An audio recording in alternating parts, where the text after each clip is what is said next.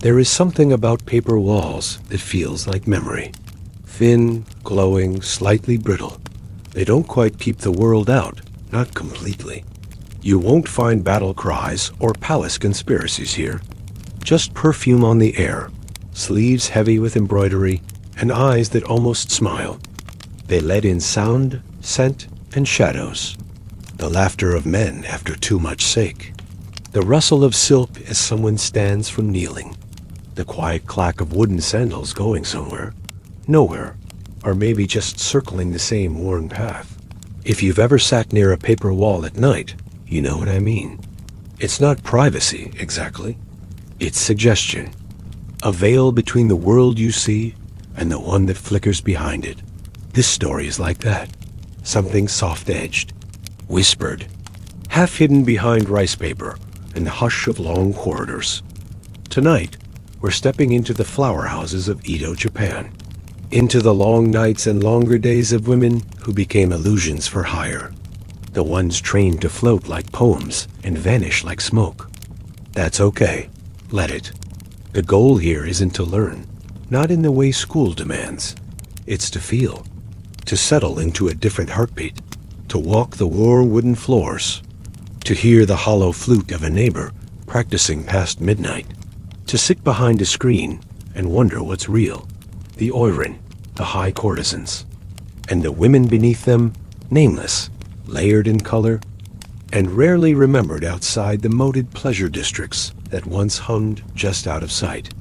Maybe a single, silent detail you couldn't shake. You may already be imagining red lanterns and painted lips, silken sleeves trailing like coy tails. But this isn't a fantasy. Not really. It's more fragile than that. A life of beauty, yes, but also bruising routine. The rhythm of walking slowly in shoes designed to restrict you, of smiling on command, of becoming a work of art and forgetting where the canvas ends and you begin. As you listen, you might start to feel time drift sideways. This is deep history for sleepers. If you're still listening later, I'd love to know what part stayed with you. Maybe a scent, maybe a sound. Now, close your eyes if you'd like. Let's go back. Back to the moated walls of Yoshiwara. Back to the soft footfall of the girl behind the screen. Back to the painted illusion. You wake before the sun. Not because you want to. No one wants to leave warmth when the coals have gone cold.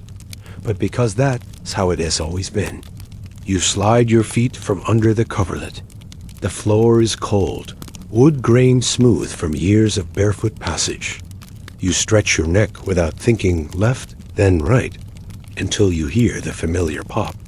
You are sore, but that too is part of it. In the flower house, time is not yours. It never was. And the earlier you rise, the more chances you have to earn favor, or at least avoid notice. The futon is thin, and the air is thinner, as if the paper walls themselves breathe inward with each passing winter. A living embodiment of style and sophistication. Her face is rarely seen before dusk. She moves like the moon behind clouds. You, on the other hand, are more like a lantern hung on a back wall. Necessary, perhaps, but not watched. No one tells you to kneel, to bow, to begin, but you do. Out of habit, out of discipline, out of fear. There is danger in remembering too clearly. The faces start to blur anyway. Your mother's hands, what did they look like again? Your brother's voice, was it low or high when he laughed? Sometimes it comes back in dreams. A gate, a tree, a rough dog sleeping by the stove. First, a base layer of wax to smooth the skin, then the white, then the rouge. You don't know her name, not really. She's only been here a week, but the song is sweet. It fills the air between you like a warm hand. Your hands have learned the order like muscle memory. The brush is steady even when your thoughts are not. The obi ties tight around your ribs, high and wide, stiffened to keep the shape perfect. You sit, spine straight, eyes lowered, while the patrons speak about politics or poetry or nothing at all. Sometimes They don't speak. Sometimes they just watch. You don't flinch. Walking becomes an act of ritual. One foot in front of the other. Small steps only. You are not meant to rush. Your platform shoes add height, but also difficulty. Each movement is calculated, a kind of dance. But there is no music, only memory. You wake with your fingers curled into the futon, like you're still clutching something. You were trained for this. Not quickly, not kindly, but thoroughly. How to sit, how to walk. You trace the knots in the tatami mat with your eyes. You listen to the wind pushing gently on the paper walls. And when you're alone again, you exhale. More versions of you. The painted illusion. The silent observer. The girl behind the screen. Not escape, not even freedom. Or unless something gives, a sickness, a scandal, a hidden escape no one dares mention. You've heard the stories. You've seen girls disappear and come back with new names. You've seen others leave and never return. You don't ask where they go. How to tilt your head just slightly when someone enters. Dyed cotton or thin linen. Something simple to move in as you sweep or wipe or prepare the little trays for breakfast. A forgotten lullaby. A name no one has used in a long, long time. You wash the paste from your face until it's just skin again. Not yours, quite. Not anymore, but close enough. Quiet rustlings. A cough suppressed. The dry scrape of a reed broom. All of you moving with the same internal map. Don't speak unless spoken to. Don't interrupt. Don't forget which room is whose.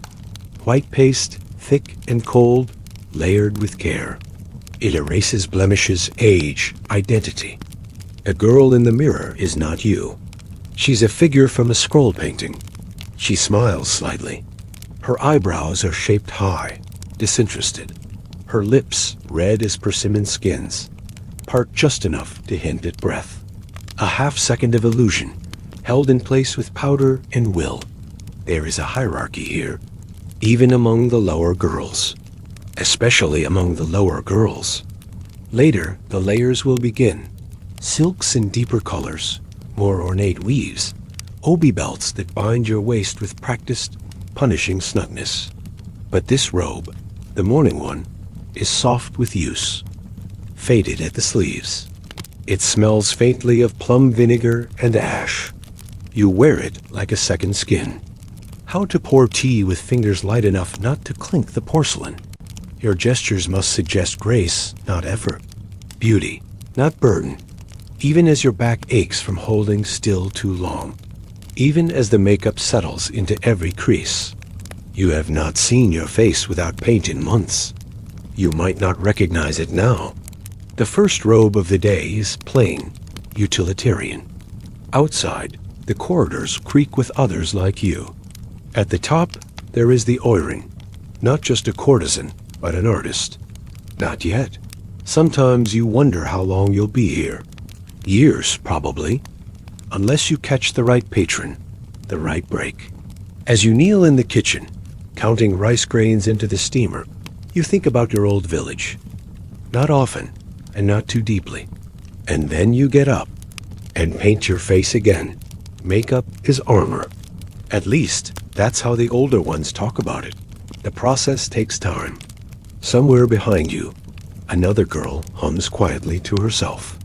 A lullaby from somewhere else. It's not always cold, this life, but it is always ... distant. When you're dressed, really dressed, you stop being a girl. You become a role. Silk layers wrap your torso until you can barely bend. You bow when needed. You serve tea if asked. Inside, you float away. Not far, just enough. You count the brushstrokes on the wall scroll. A long, slow breath. It doesn't matter if no one noticed. You noticed. And that is something. This is only part one. There are still layers to reveal. More days, more nights. But for now, the day ends. You remove the combs from your hair, one by one. You loosen the silk from your shoulders. And as you lay down, Back on that thin futon, in that quiet room with the paper walls, you let yourself imagine something else. Just dot softness. A breeze through tall grass. You almost remember it. And then sleep. Evening begins long before the sun disappears. It begins with light. Not the fading kind that creeps across floorboards in golden silence, but the kind you make, the kind you prepare. Lantern light, candlelight, carefully shaded, carefully placed. You become an architect of shadows. The low amber glow softens your painted features, hides what is too sharp or too tired. The petals in your hair, set by older hands with lacquer and patience, gleam slightly when you turn. You do not rush. You never rush. That is part of the illusion, that you were born this way. Effortless, graceful, suspended between time and reality like a figure from an old tale. But you know better. Beneath every step is planning. Beneath every glance, training. Even smiling takes work. There is a scent you associate with night, not perfume, though that lingers too, but something more structural. The meal that might come if the guest is generous. The warmth of a hearth when everyone else is gone. The way your feet will feel when, at last, they are free of their tall shoes. His voice is soft but clipped, the accent Edo-born. His eyes pass over you once, and then again. A man of the city. A man used to getting what he wants, but polite enough to dress his desire in compliments and courtesies. Oil from the lanterns. Ink from fresh calligraphy. The faint musk of worn silk being reshaped on bodies. These things settle around you as you wait behind the sliding screen. They never do anymore. The trick is not to think about the person, just the gesture. Lift the bottle, turn the wrist. Pour slowly with deference. Place the cup with two hands, never one. Back away without turning your back. Each movement is a brush stroke, a ritual. You've already checked your sleeves 3 times. Smoothed your obi again. Still, you are waiting. Not silence. It was never truly silent, but a kind of stillness that carries weight. You hear it in the change of breathing, in the tiniest rustle as the others adjust their posture. He smiles. The Oiran has not entered yet, but someone important has. Waiting is most of the job. Waiting for patrons. She arrives not as a woman, but as an event. Tall, deliberate, otherworldly. Her robes shimmer with the kind of embroidery only few are allowed to wear. Her hair is an arrangement of lacquered mystery. Her lips are perfect. She does not bow. Waiting for the Oiran to enter. Waiting for your own name to be called, or not called. Tilt your head just enough to show engagement, not intrusion. The guest laughs at her stories. She responds in riddles and half-jokes in layered meanings. He tries to match her. He does not succeed, but she allows him to believe he has. Even with your back stiff from sitting upright for hours. Even with the hollow in your stomach from missing dinner. Again. And while you wait, you imagine small things. Not approval. Not warning. Your room is dark when you return, but not empty. Another girl sleeps on the far mat. She has curled inward, one arm tucked beneath her chin. You recognize the shape of her shoulder, a sharp angle that did not used to be so sharp. Something between, a flicker of recognition. Rub the rouge from your lips. Wipe the paste from your cheeks. You've done well enough not to disgrace the house. That is all she asks for. And she does not speak to you again. When the guest arrives, the hush in the room shifts. You are not to speak unless addressed. Still, you watch, subtly, through lowered lashes. You register the silk of his robes, a pattern of pine and wave. He speaks first to the senior maid, then to the attendant, listening to the faint groan of beams settling into place for the night. You think about the guest, the way he said, "She moves like rain." Your hair is pulled into a style that makes your scalp sting. You bite the inside of your cheek to keep from crying. That pain is real. So are the calluses forming on your feet. So is the bruise on your thigh from a misplaced kneeling position the night before. You think about the Oiran, how perfectly she floated, how little she seemed to care. You wonder if you will ever reach that level, if you even want to. You've been seen. That is enough. The flower house is a place of repetition, of slow days that mimic each other like reflections on a pond. Even the rooms feel identical after a while. The same scrolls, the same tatami creak, the same faint smell of old perfume and warmed ink. The whisperers, the ones who stare, the ones who forget your name halfway through and call you someone else's. For now, later, when you pour the sake, your hands do not shake. And he says, without looking at you, "She's new, isn't she?" The answer comes from someone else. A name you don't use anymore. A village no one needs to know. She moves like rain. A widow in expensive mourning robes who requests silence as she drinks. A scholar with breath that smells of medicine who asks what you dream of and seems to mean it. You do not react. Compliments are part of the job, but you let them pass through you like wind through bamboo. Still, for a moment, you imagine being rain, distorted. You run through alleys where the sky is stitched with gold thread. You fall into ponds filled with calligraphy. You stand before a door that leads to your old home, but your hands are too lacquered to open it. Just falling, not performing. As the evening stretches on, the Oiran finally enters. She is late, of course. She must be. That is the custom. Everyone else adjusts, like stones moved by tide. The Oiran's gaze lands on you briefly. She turns her attention to the guest. And just like that, the room becomes a stage. The performance is not loud. It never is. It's all in the pauses, the tone, the placement of words like cherry blossoms on snow. You tilt your head and listen. It's a slow piece, low notes. Nothing virtuosic, just ... patient. A bowl of leftover rice sits beside you. You eat slowly, deliberately. Every grain a small anchor. Look up at the sky through the paper lantern's haze. The pretty name. The practiced syllables meant to catch ears and hold them. You speak in more riddles, smile at more emptiness. You watch the Oiran with quieter hunger.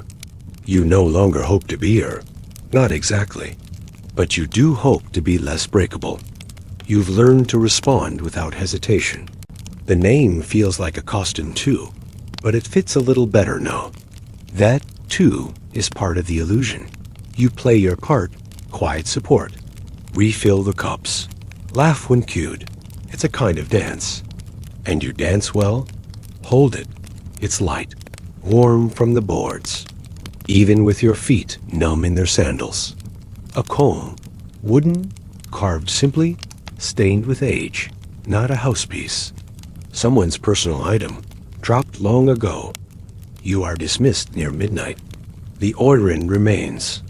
You bow and retreat through sliding doors, shoes in hand, silence returning like fog.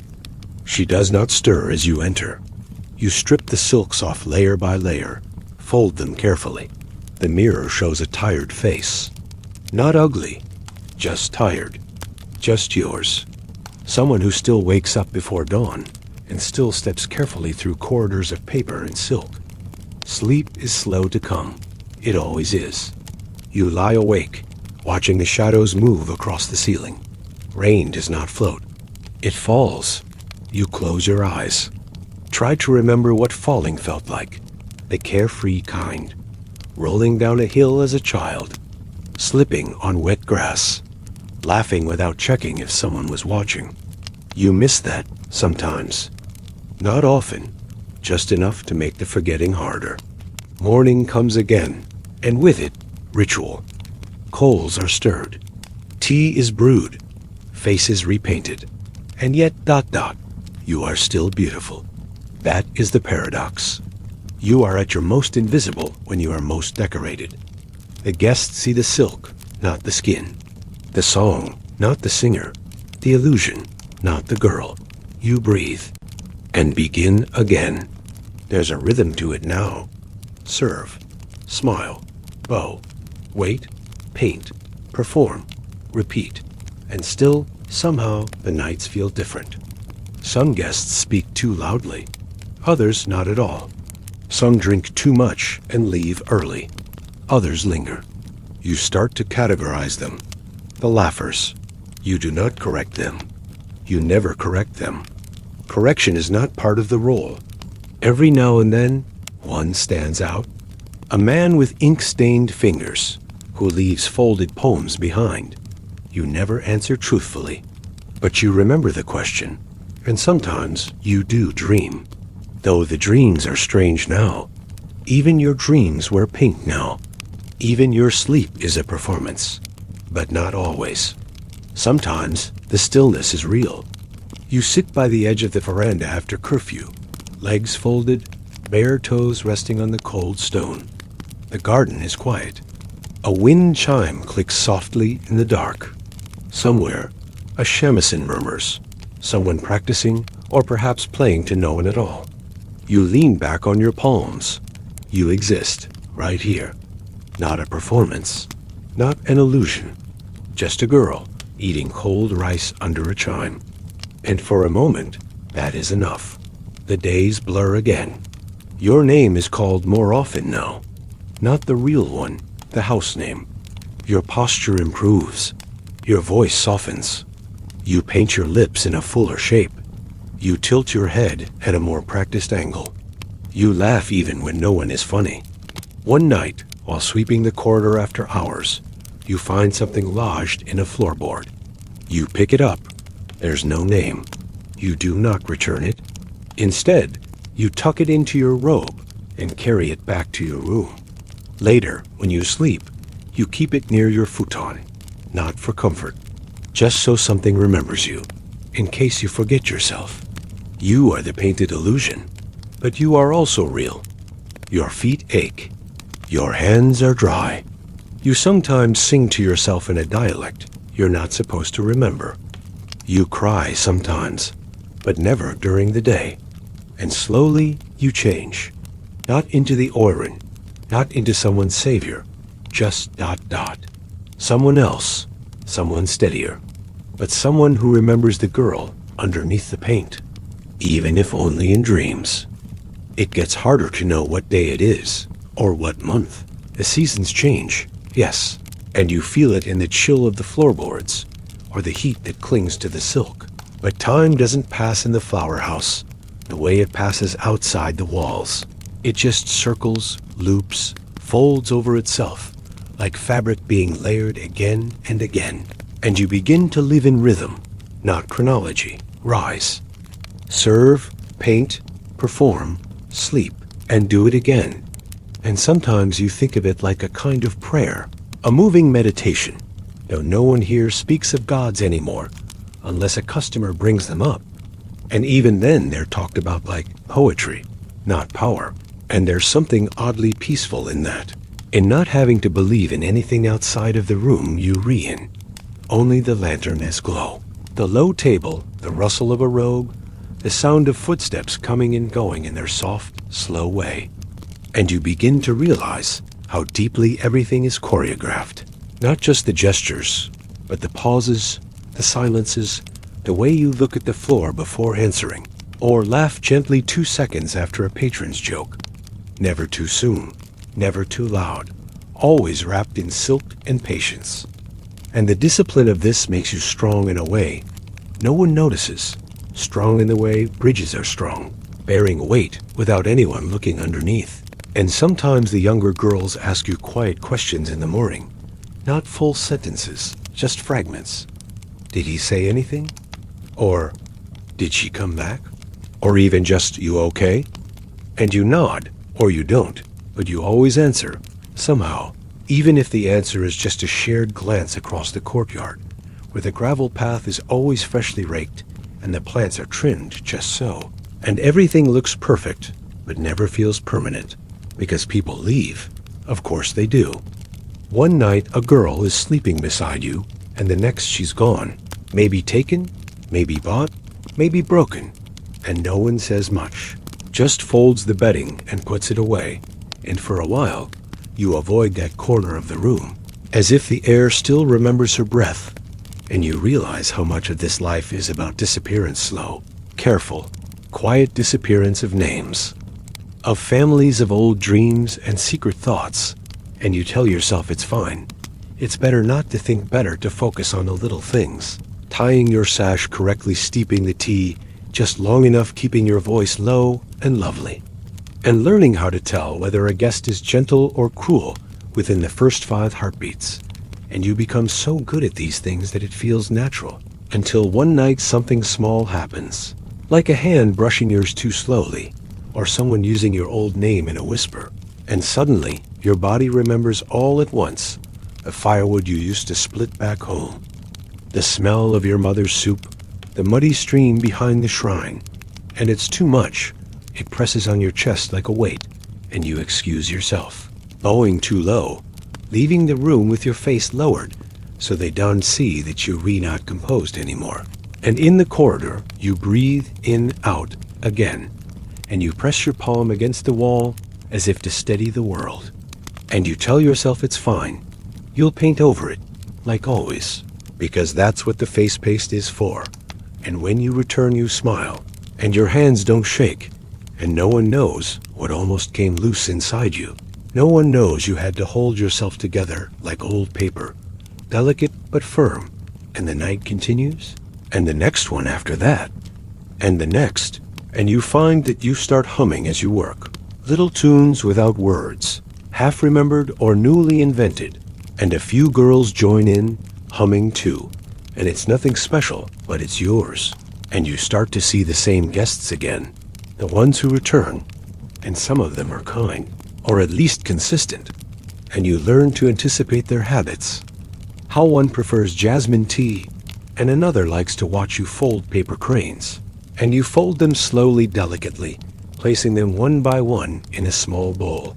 And he never says anything, just watches as if the folding is enough, and you wonder what it means to him, if anything, and you stop yourself from hoping it means something, because that's dangerous.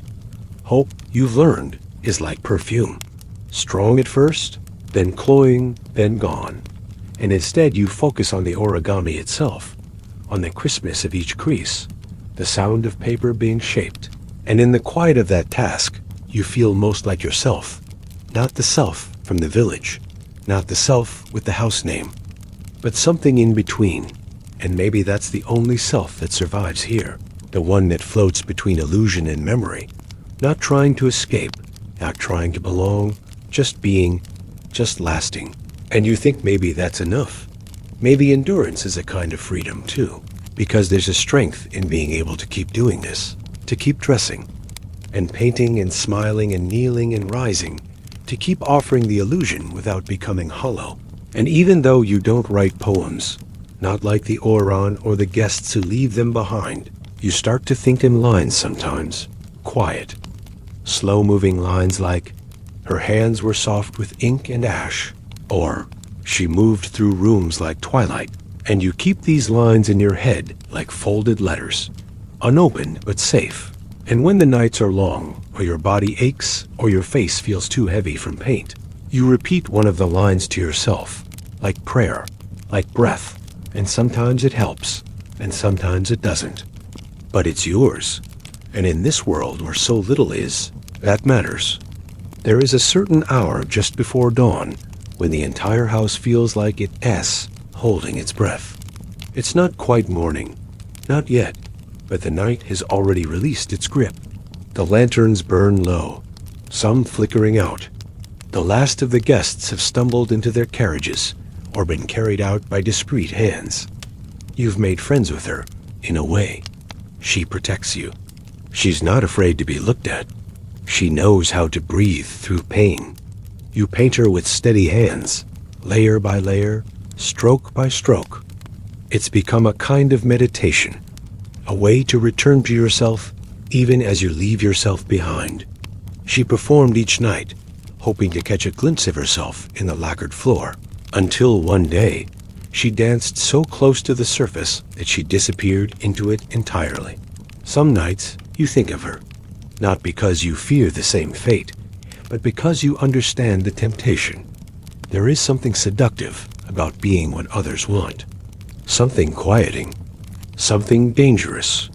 You sit on the veranda, legs folded neatly beneath you, watching a single moth dance against a paper lamp. But because you've learned the weight of words, you become what they expect. Unreadable, unreachable, untouchable. The men speak of politics or profits or poetry, and you nod at the right moments. And only when summoned for some special event, a procession, a client with wealth and influence, or a ceremonial invitation. These days feel surreal, like walking inside someone else's dream. A forgotten song, a scent from the garden, the way a guest tilts his head, exactly like your brother once did. These things make you ache, not loudly, not dramatically, just deeply, quietly. A kind of remembering that settles in your chest and refuses to leave. You move through Edo's streets in high geta and towering hairpins, robed in color and meaning. The creak of stairs, the whistle of the kettle, the hush of robes against tatami. These sounds become a kind of music, one you carry with you, even when the rooms are empty. When you're alone, you hum along. You paint. He says he saw the color and thought of you. In a folded booklet, you hide inside the lining of your pillow. Phrases, glances, bits of overheard poetry. Not because you think anyone will read it, but because the act of writing gives you shape. The work leaves marks, faint lines on your knees, tension in your shoulders, calluses on your toes. But you no longer wish for a different body. This one carries you. This one endures. This one remembers every step on every floor in every room you've passed through, and it still moves forward. On the page, you are not painted. You are not performing. You are just there, breathing. You go to it sometimes, not to admire, not to judge, just to look.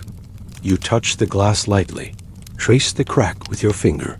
You sit near the brazier with 3 other girls, all of you wrapped in plain robes, sipping hot water with pickled plums.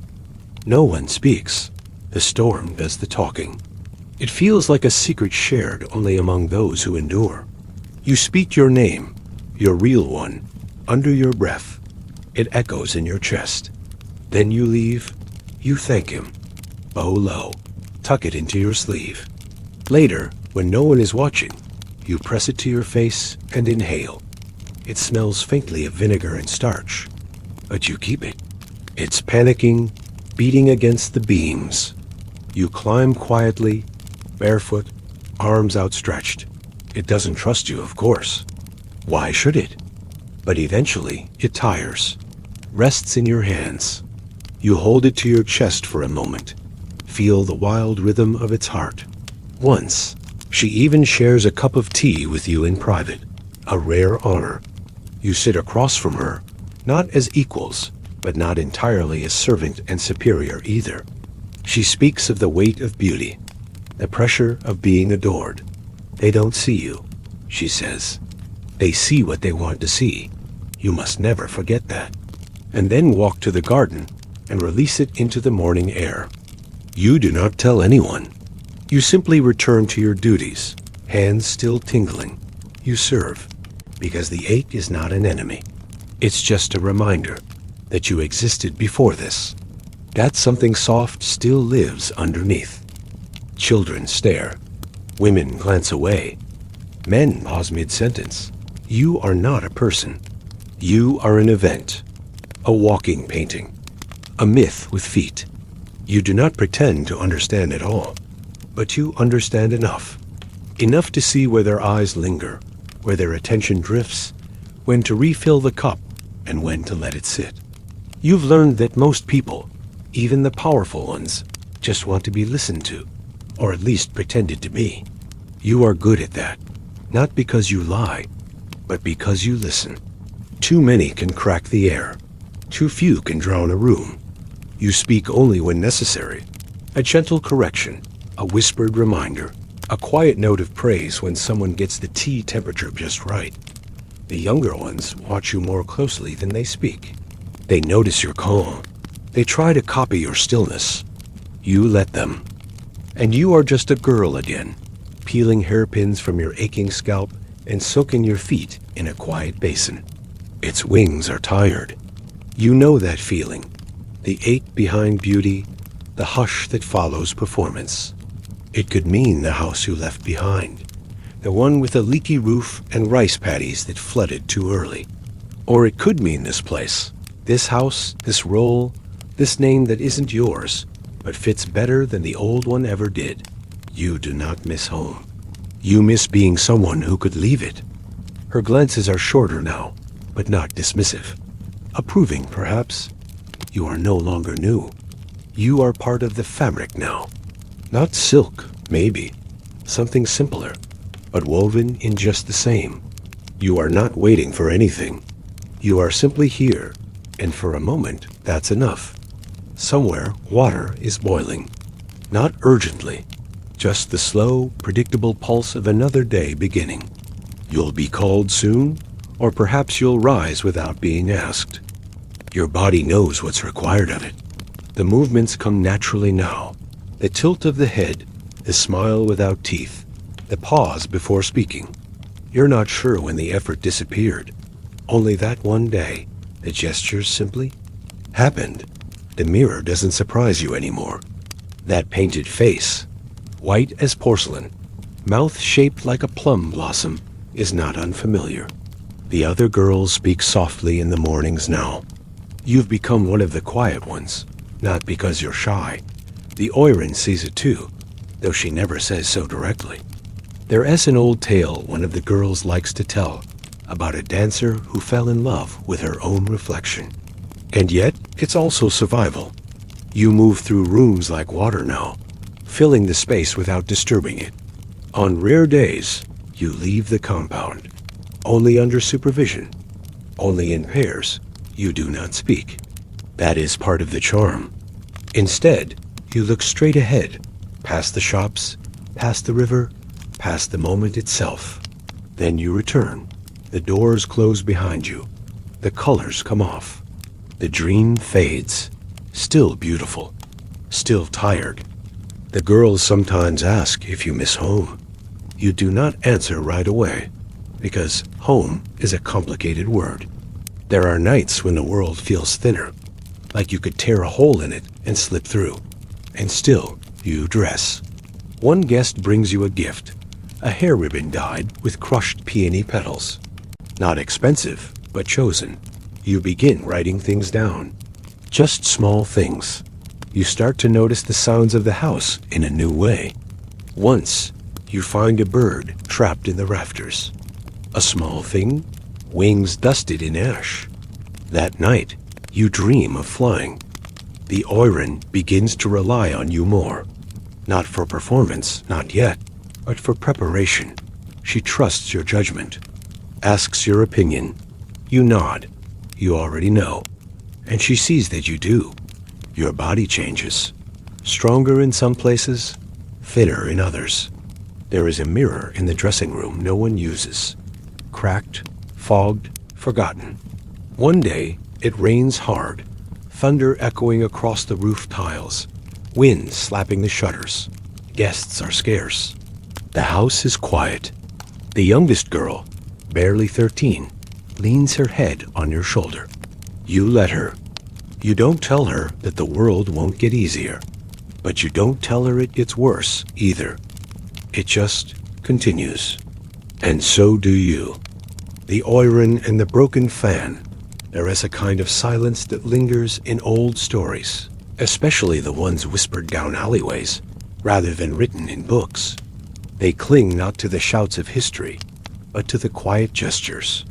She's dressed in autumn patterns, though it's summer, because customers liked nostalgia. She watches a piece of her lacquered fan lying like a snapped wing on the tatami. That break isn't dramatic. There's no noise, no wind. Just a small, papery crack. Something has ended, but not loudly, and not all at once. The tilt of a chin, the way a fan folds, the sigh just before a girl steps into a room she cannot leave. Patterns were seasonal, symbolic, chosen to please the gaze of a man who had paid to dream. Sold or given to a brothel, a girl might start as a servant scrubbing, watching, waiting.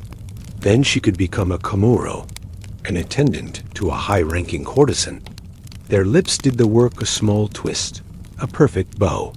But behind the makeup, no one knew what she thought. That was part of her power, and her trap.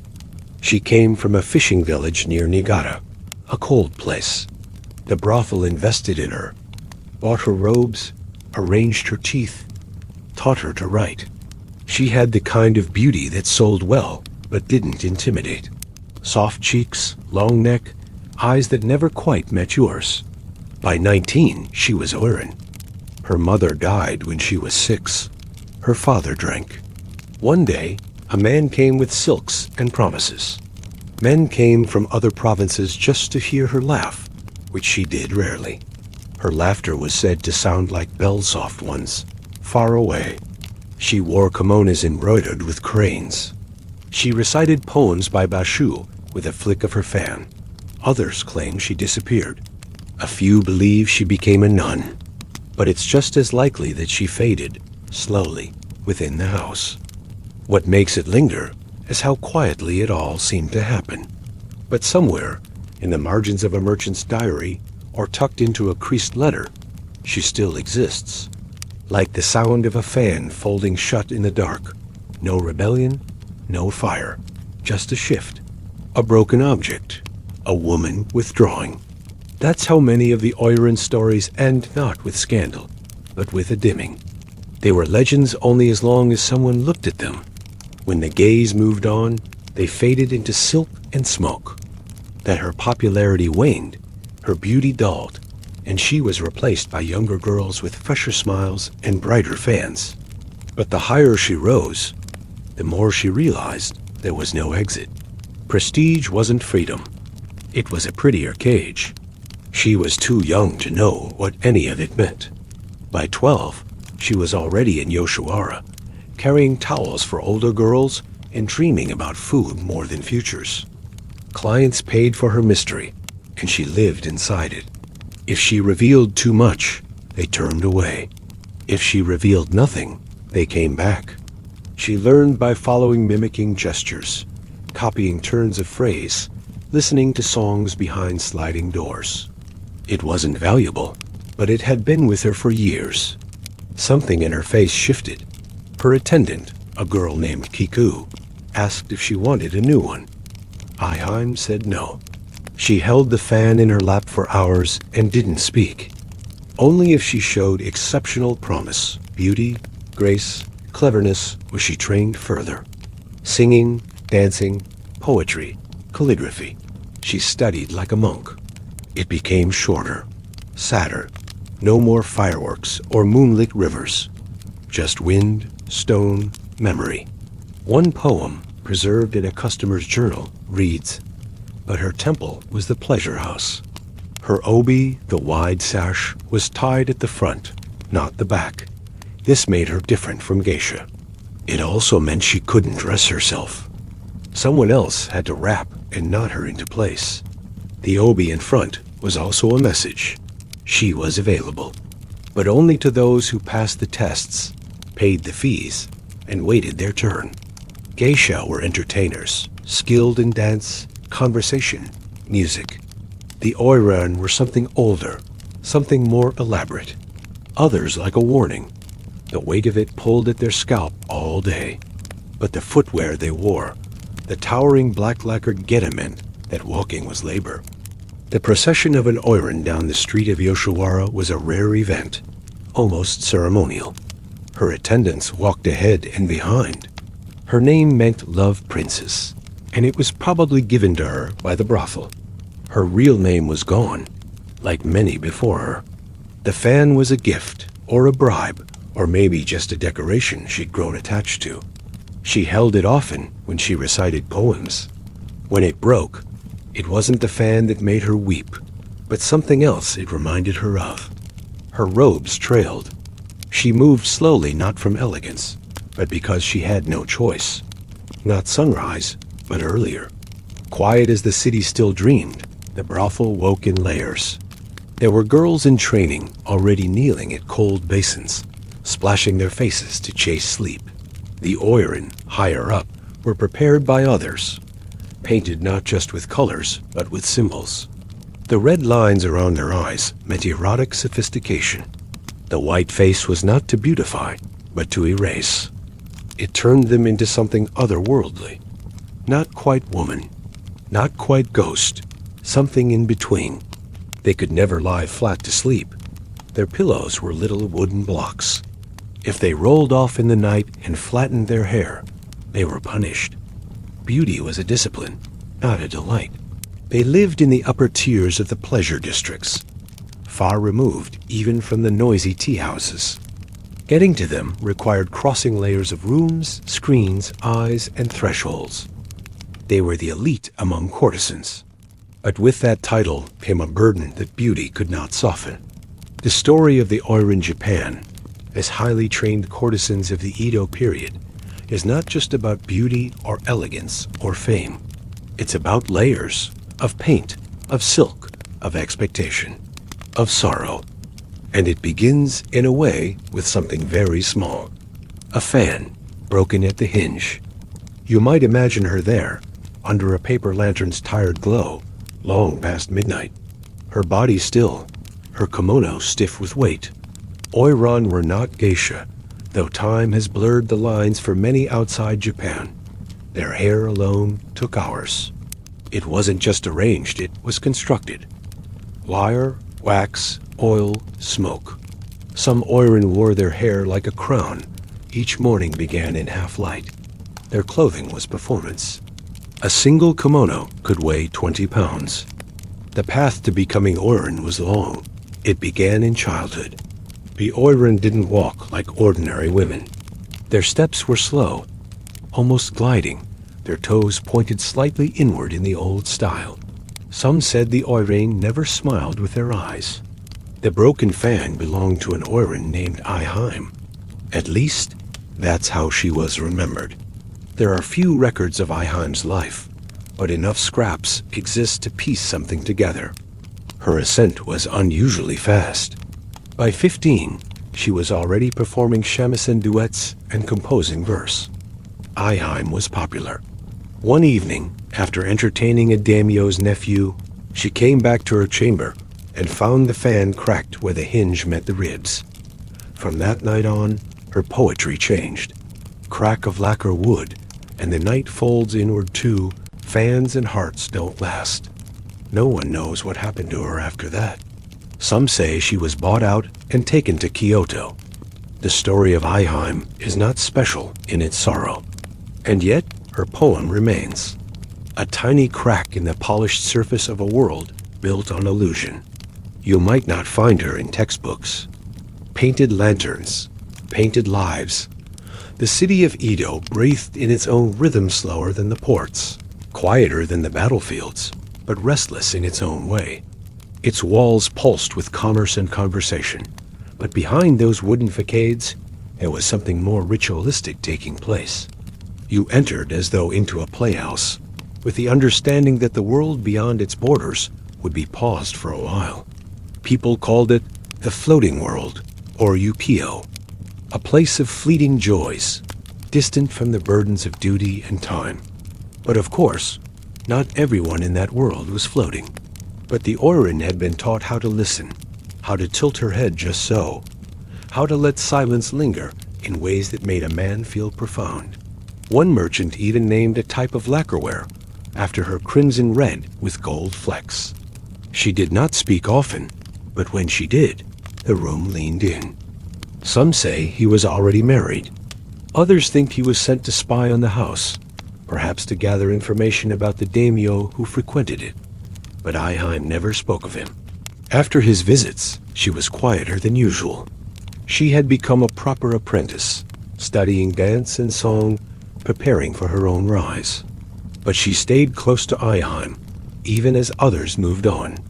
She stayed in her room and wrote, not letters, not poems, Just lists. Lists of everything she could remember. The names of fish her father caught. The color of her mother's hands. The sound her sandals made on the road to Edo. The first word she ever learned to write. No one was allowed in.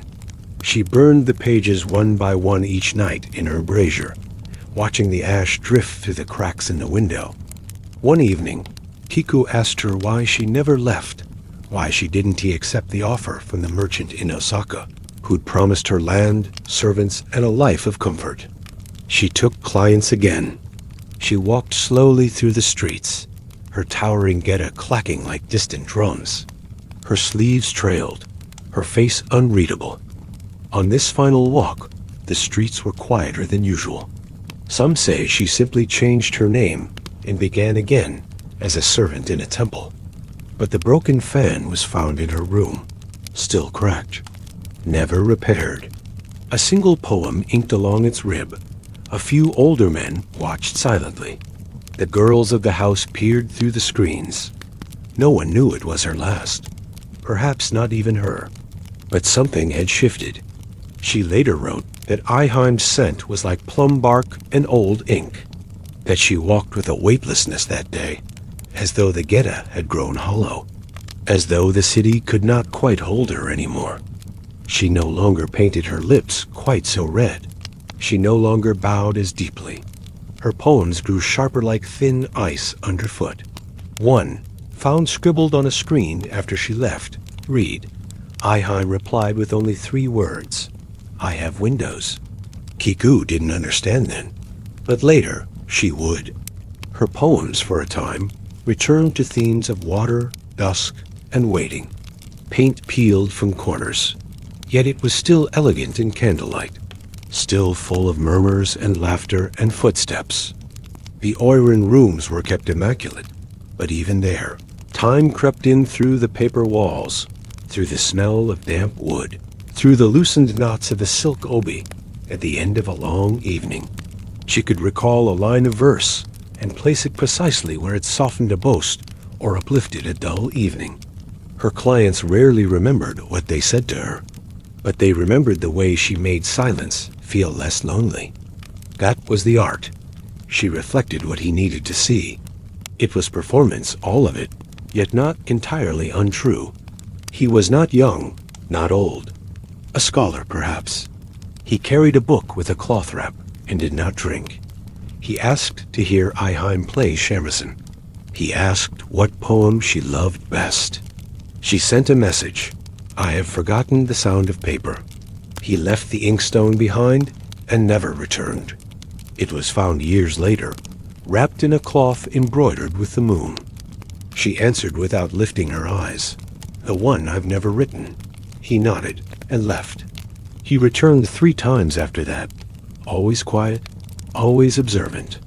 On his 4th visit, he brought her a small inkstone, carved with cranes. She kept it on her writing table, though she never used it.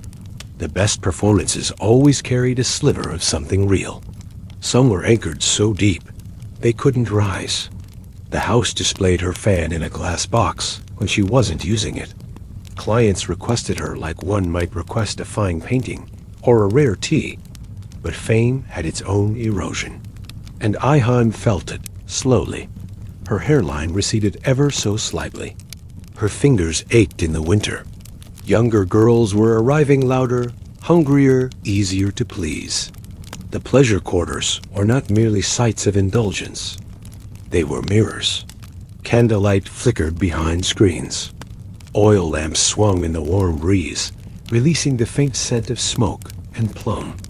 Sandaled feet pattered across damp stone, the laughter of drunk apprentices echoing from tea houses. The Oiran were still within their chambers preparing, rehearsing, reassembling the versions of themselves that would step out under the gaze of strangers. Their beauty was not spontaneous. It was curated, learned, practiced like a script that shifted just enough for each new audience. A place where the outside world came to forget itself, and where the inside world was painted over, day by day, layer upon careful layer. Yoshiwara, the city's licensed red light district, was its own kind of island. You couldn't just stumble into it. There were gates, lanterns, customs. By the time dusk fell, the streets began to shimmer. To visit an Oiran was no simple matter. One did not simply walk into her parlor. There were intermediary servants, managers, hostesses. A customer needed both wealth and reputation. He might request an introduction through a go-between. Then, if accepted, he would be granted a viewing. A first meeting, polite, controlled. A second visit might follow, with music and conversation. Payment was made not just for time, but for privilege, the slow drawing back of veils, the deepening of illusion. Some men misunderstood this. They thought they were loved. That behind the poetry and the warm rice wine, the Oiran felt something special for them. Eihime became expert at this. Her face was known in certain circles. Her phrases were quoted at banquets. One evening, a visitor arrived from far away. Some say this man loved her, silently, and never spoke it. Meanwhile, the seasons turned. With each year, Eihime grew more deliberate. Her movements slowed. Her laughter thinned. She became an icon less approachable, more revered. Her attendant, Kiku, had grown older too. The brothel house itself had begun to age. Its beams creaked more in the wind. The floors bowed in places. There's a story may be true, maybe not that one winter. Eihime stopped performing for a full month. She wasn't ill. She simply refused clients. And then, just as suddenly, she resumed. My body bends, lacquered and sold. But who owns the flame? The scholar returned once more. But Eihime did not see him. And then came her last procession. In the floating world, the procession of an Oiran was an event. Kiku walked behind her, and then she was gone. Some say she left for the mountains. Some say she drowned herself in the river. Even the moon must leave the window, though it loves the room.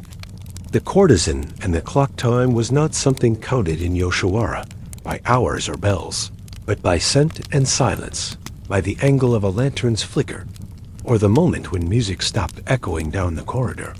Inside the tea houses, time folded like paper. It curled around kimono silk and warm sake, around the rustling hush of the Oiran's walk as she passed behind paper walls. To those who visited, a night in her presence might feel endless, dreamlike. There were aches that did not appear in coin columns. The kind of exhaustion that comes not from dancing or pouring tea, but from being watched. But in truth, she sometimes sat in the back garden, alone, under the lantern tree. It had grown crooked over the years, one side heavy with blossoms. One spring, there was talk of fire, not just in one house, but across the district. He said it was from Nagasaki, said it could count time even in the dark. Eihime accepted it with a nod, but she never wore it. She placed it beside her brazier, where it ticked faintly through the night. She spent more time in the back room, where old calligraphy scrolls were kept. Kiku found her once unrolling a fragment written by a forgotten poet. The lantern as light does not choose the hand that lifts it. Eihime copied it into her own book and whispered, nor does it choose the one who blows it out. It counts nothing of value, she said once. And yet, she kept it wound.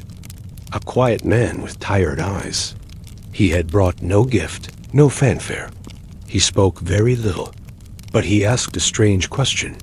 If you could return to any day, what hour would you choose? Eihime answered without hesitation. The hour before I learned to wait. He said nothing, only nodded. They drank tea in silence. No music, no poetry, just the sound of the clock ticking on the brazier. Perhaps because the sound reminded her that time, though useless, still moved forward.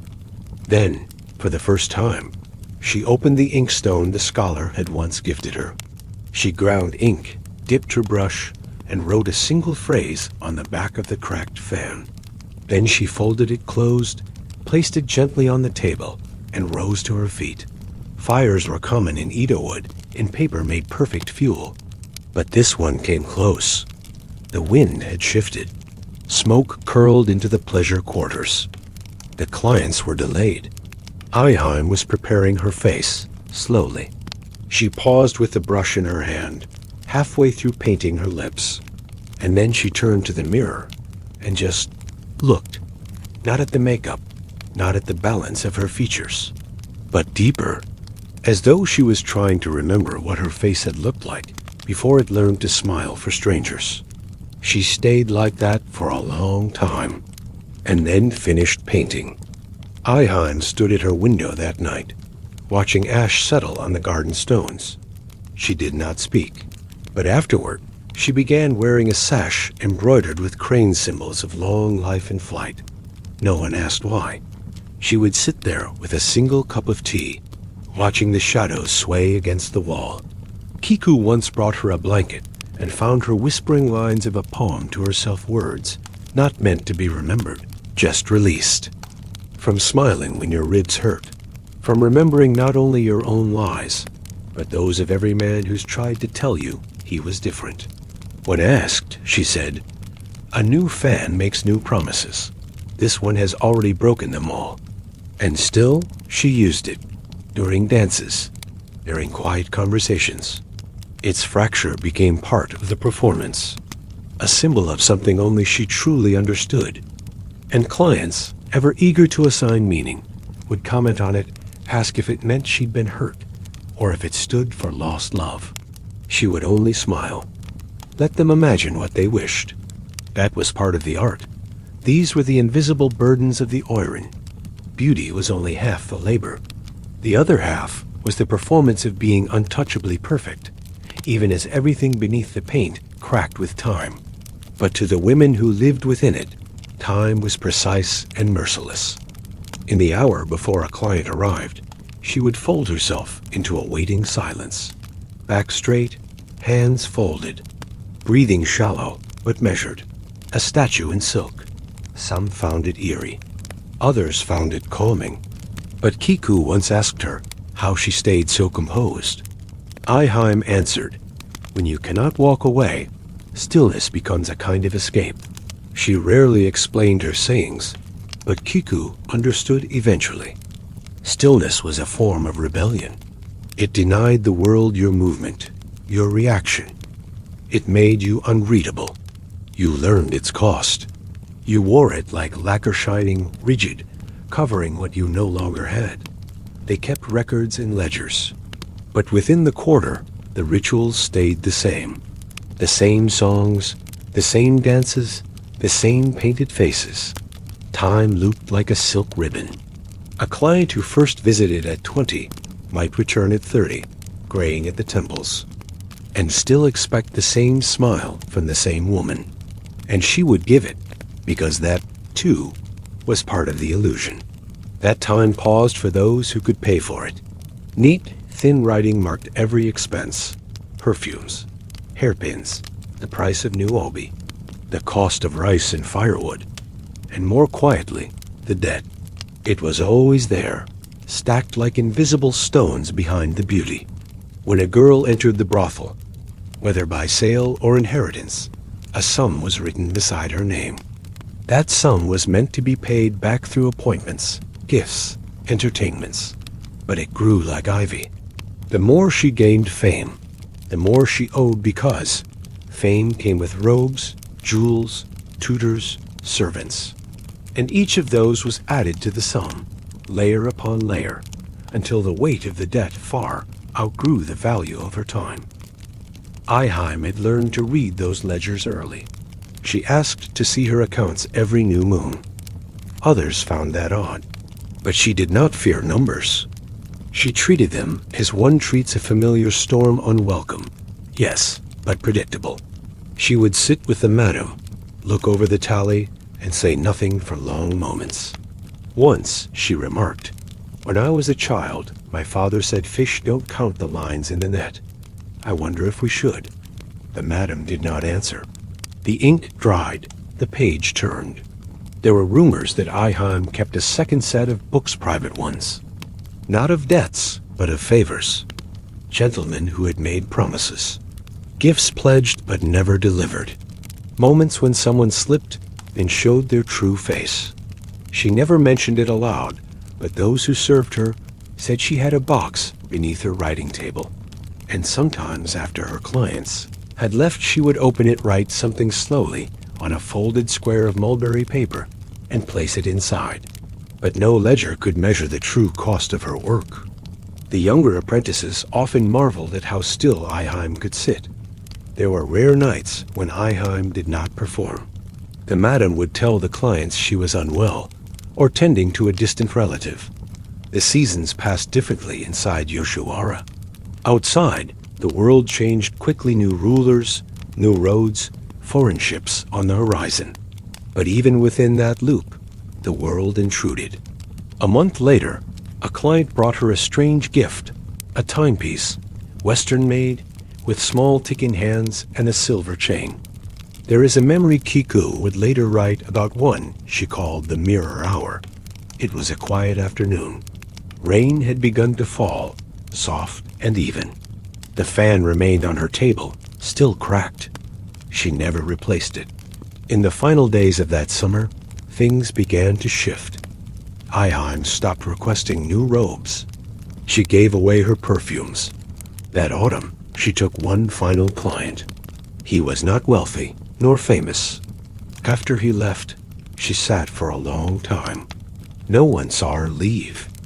What was written on the fan, by the time they noticed she was gone, the lanterns had long since burned low, their waxy smoke curling around empty rooms like ghosts in no hurry to leave. The night was heavy with a mist that did not quite become rain, and the garden stones were slick with dew. But no trace of her was found. No footprints in the earth. No final garment left folded with care. Only the cracked fan remained, resting on the low lacquer table in the place where she had last sat. It had not been closed with finality, but left half open, like a breath half held. For hours, no one dared to touch it. Girls were trained, appointments were made, the tea houses filled with music and poetry once more. But something beneath the lacquer had changed. The corridor where Eihim used to walk no longer echoed in quite the same way. It stayed with her, not like a riddle, but like a mirror clearer the longer you looked. She began to understand that Eihim had not run.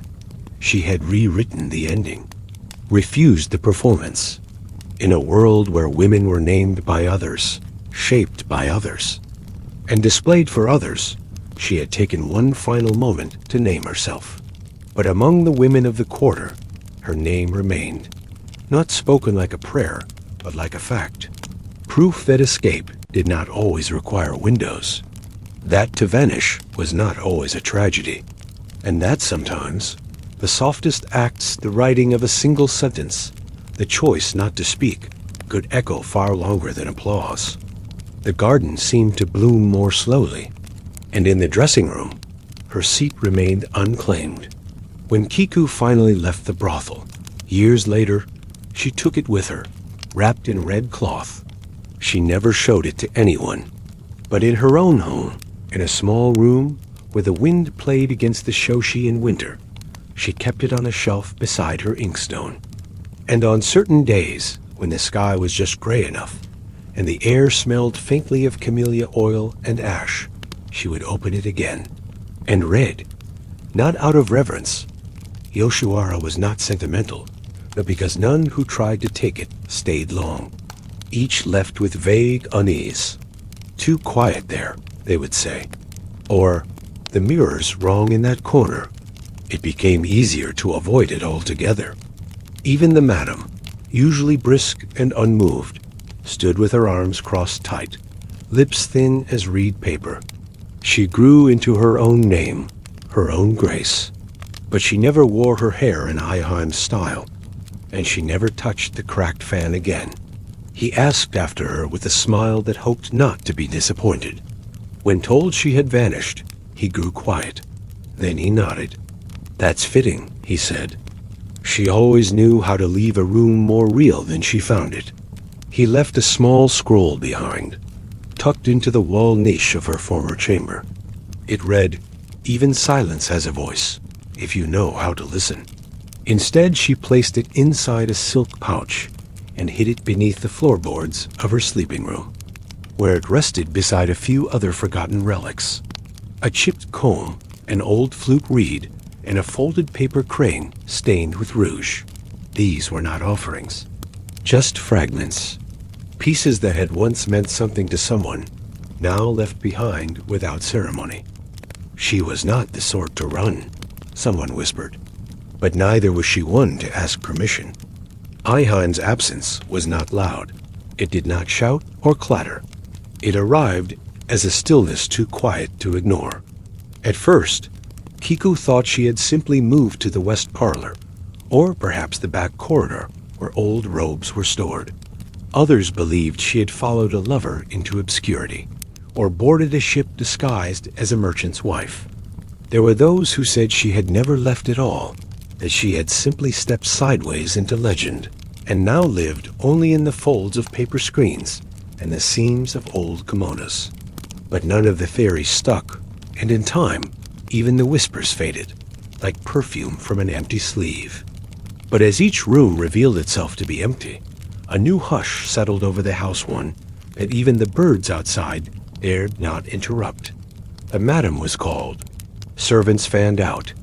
Every tea-house was questioned. The river's edge was searched. When Kiku finally stepped forward and unfolded the fan, it gave a soft sigh-wood against silk, a tired sound. What she saw there was not elaborate, not decorative, just a single line of calligraphy, written in Aiheim's unmistakably spare hand. The characters were few, inked in one slow stroke. I was never the story you told about me. That was all. No name, no farewell, no apology. Just that single sentence, like a thread cut clean from the loom. The ink was still slightly damp. She had written it just before rising, and then she had walked out the door without sound. Word spread slowly, as if even gossip bowed before her vanishing. Some claimed she had gone to the hills where the wild peonies bloomed. The brothel did not close. The seasons continued. Kiku stayed. And yet, in quiet moments, when the lanterns burned low and the clients had all gone, Kiku sometimes sat by the brazier and whispered the sentence to herself. I was never the story you told about me.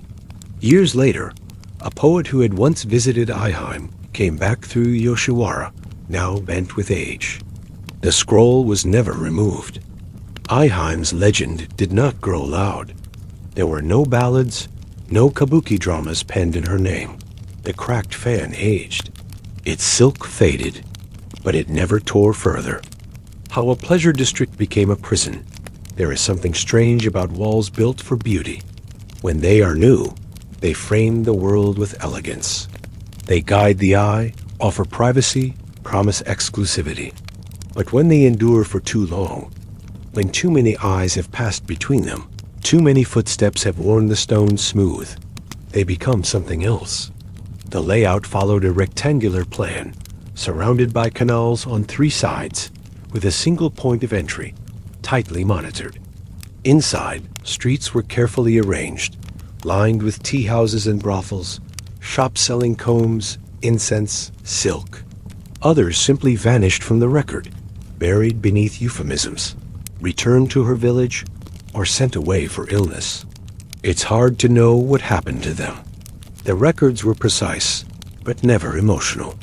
Mist would roll low across the canal, the paper lanterns dimmed. But when you look closely at the structure of the district itself, it becomes harder to ignore the quiet architecture of control. They knew more of politics, more of language, more of human behavior. A girl might enter the district full of wonder, marveling at the red silk and the trailing sleeves, only to learn that every gesture came with a cost. That behind every screen was someone watching. That love, when it came, might be your undoing. Some stayed on as attendants. Others disappeared into quiet retirement, if they were lucky, but many simply faded. Their names erased, their silks passed to another. The illusion remained, but the players changed. Yoshiwara's streets might glitter at dusk, but they were hemmed in. and the freedom of expression allowed within was always conditional. You watch as the mist curls upward, as the first figures stir inside. You wonder what it feels like to be part of a world built for longing, a world that teaches you to smile before you learn to speak. And you wonder, quietly, what it meant for a whole generation of women to live like that, beautiful, restrained, vanishing slowly, like perfume in the wind. A fan could flutter open, revealing a painted crane, but behind it, a tired face. A dance could tell the story of a phoenix, but the woman dancing might have never seen the sunrise outside those gates in years. They could recite poetry in several forms, play instruments, and perform the tea ceremony with precision. In spring, cherry blossoms were placed in vases along the walkways. In summer, fans and fireflies. Autumn brought chrysanthemums, and winter, white silks and quiet snow. It gave the impression of timelessness. The women learned to read men the way a scholar reads a scroll, parsing gestures, tones, silences. They performed affection, but also studied power. Some even amassed quiet influence, shaping reputations, forging ties. It was a delicate art. Power without the appearance of grasping for it, of a place untouched by hardship. But the seasons also marked time, and for those inside, each season was a tally. Another year within the walls. Another year closer to the end of usefulness. And yet, they could not walk outside without written permission. The narrow alleys, the gates, the contracts written in careful ink. They were not just scenery, they were boundaries. From outside, it looked like a painting, a perfect still life.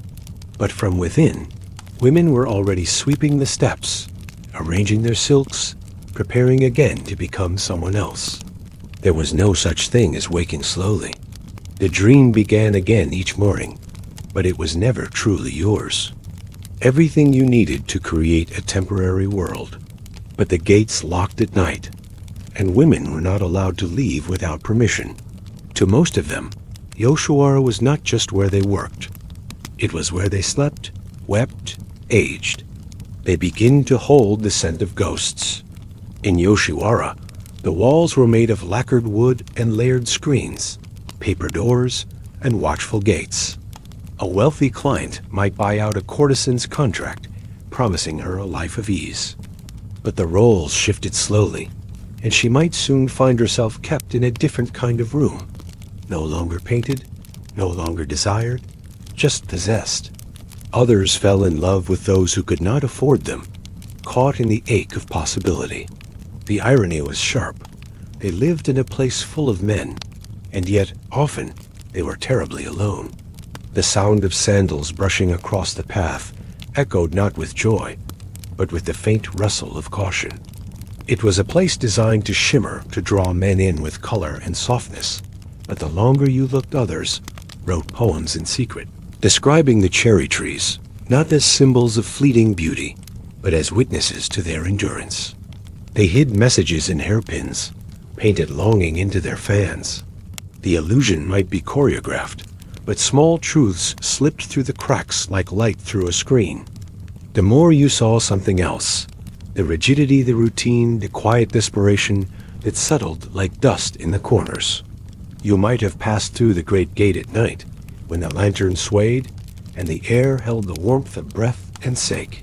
Your arrival would have been noticed, but not questioned. But soon, those same walls became a kind of soft-spoken sentence.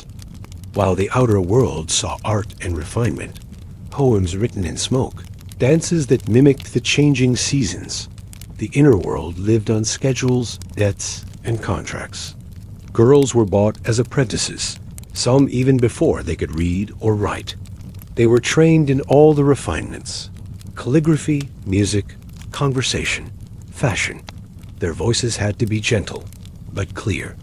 Their laughter had to be just right, airy, but never mocking. They were molded into illusions, but illusions that could not walk freely.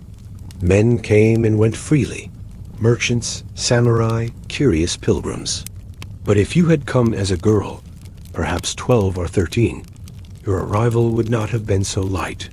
You would not walk through the gate. You would be led.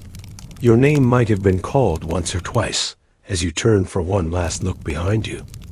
Then the gate would close, and for most, it would not open again. The Yoshiwara pleasure district of Edo, established in the early 1600s, was walled for reasons that sounded elegant, to contain the joy, to separate the fantasy from the everyday. The district itself was designed like a dream. One could enter and exit at will, if you were the buyer. Some women dreamed of escape, and a rare few succeeded.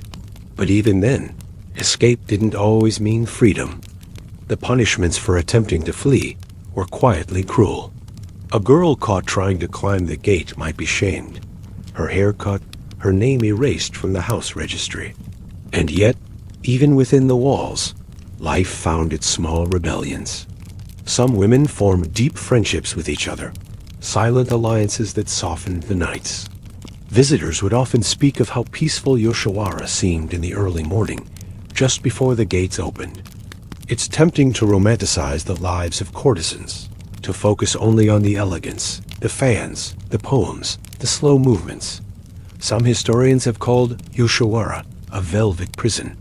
The women there were often more educated than the wives of nobles. The idea that beauty can be a kind of cage isn't unique to Japan, but in Yoshiwara, it was systematized, institutionalized. Even the seasons became part of the design. When a woman could no longer draw clients, her options narrowed. The men who visited often believed they were the ones being served, that the courtesans lived to please them. But the truth was more layered. Still, no amount of cleverness could fully change the fact of the walls. Sometimes you imagine standing there, just outside the gate at dawn. There was something uncanny about the gates of Yoshiwara. For outsiders, they shimmered like the edge of a dream, lacquered wood, ink dark at twilight, and lanterns that swayed like slow thoughts in the wind. But for those on the inside, especially the women, those gates were something else entirely. They were not entryways. They were endings.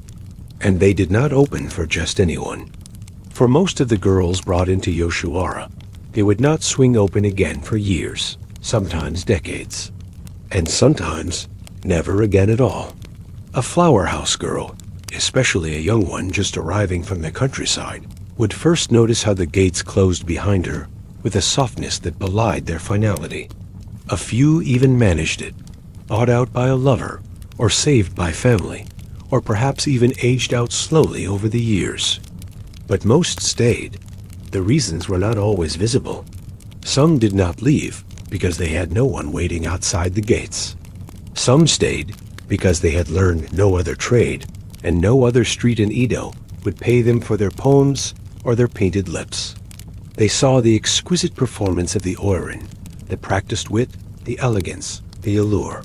Every girl owed something, and those debts kept them from walking away. They were told, "Work hard, and you'll buy your freedom." But the house set the prices, and the prices always rose. But theater has its power. In the act of pretending, something new could bloom. A girl could become more than her past, could wear beauty like armor, could inhabit her role so fully that, for a moment, even she might forget the debt, the walls, the locked gate. For a few minutes, she became the poem. And in that poem, perhaps there was a line of freedom, not outside, but somewhere inside the performance itself. If she grew too popular, they gave her finer clothes. If she fell out of favor, they reminded her how much she owed. There was no true escape, only recalculation. Even love could be a trap. A man might promise to buy her out, but what he bought was not her freedom. It was her transfer. One cage to another. They drank sake and imagined they were being loved. But what they saw was only a sliver of the story. They did not see the hours of practice. The Oiran kept journals, wrote haiku, carved their names into wooden walls. They remembered who they had once been. They passed down tricks for easing pain, for surviving cold baths, for stealing naps between performances.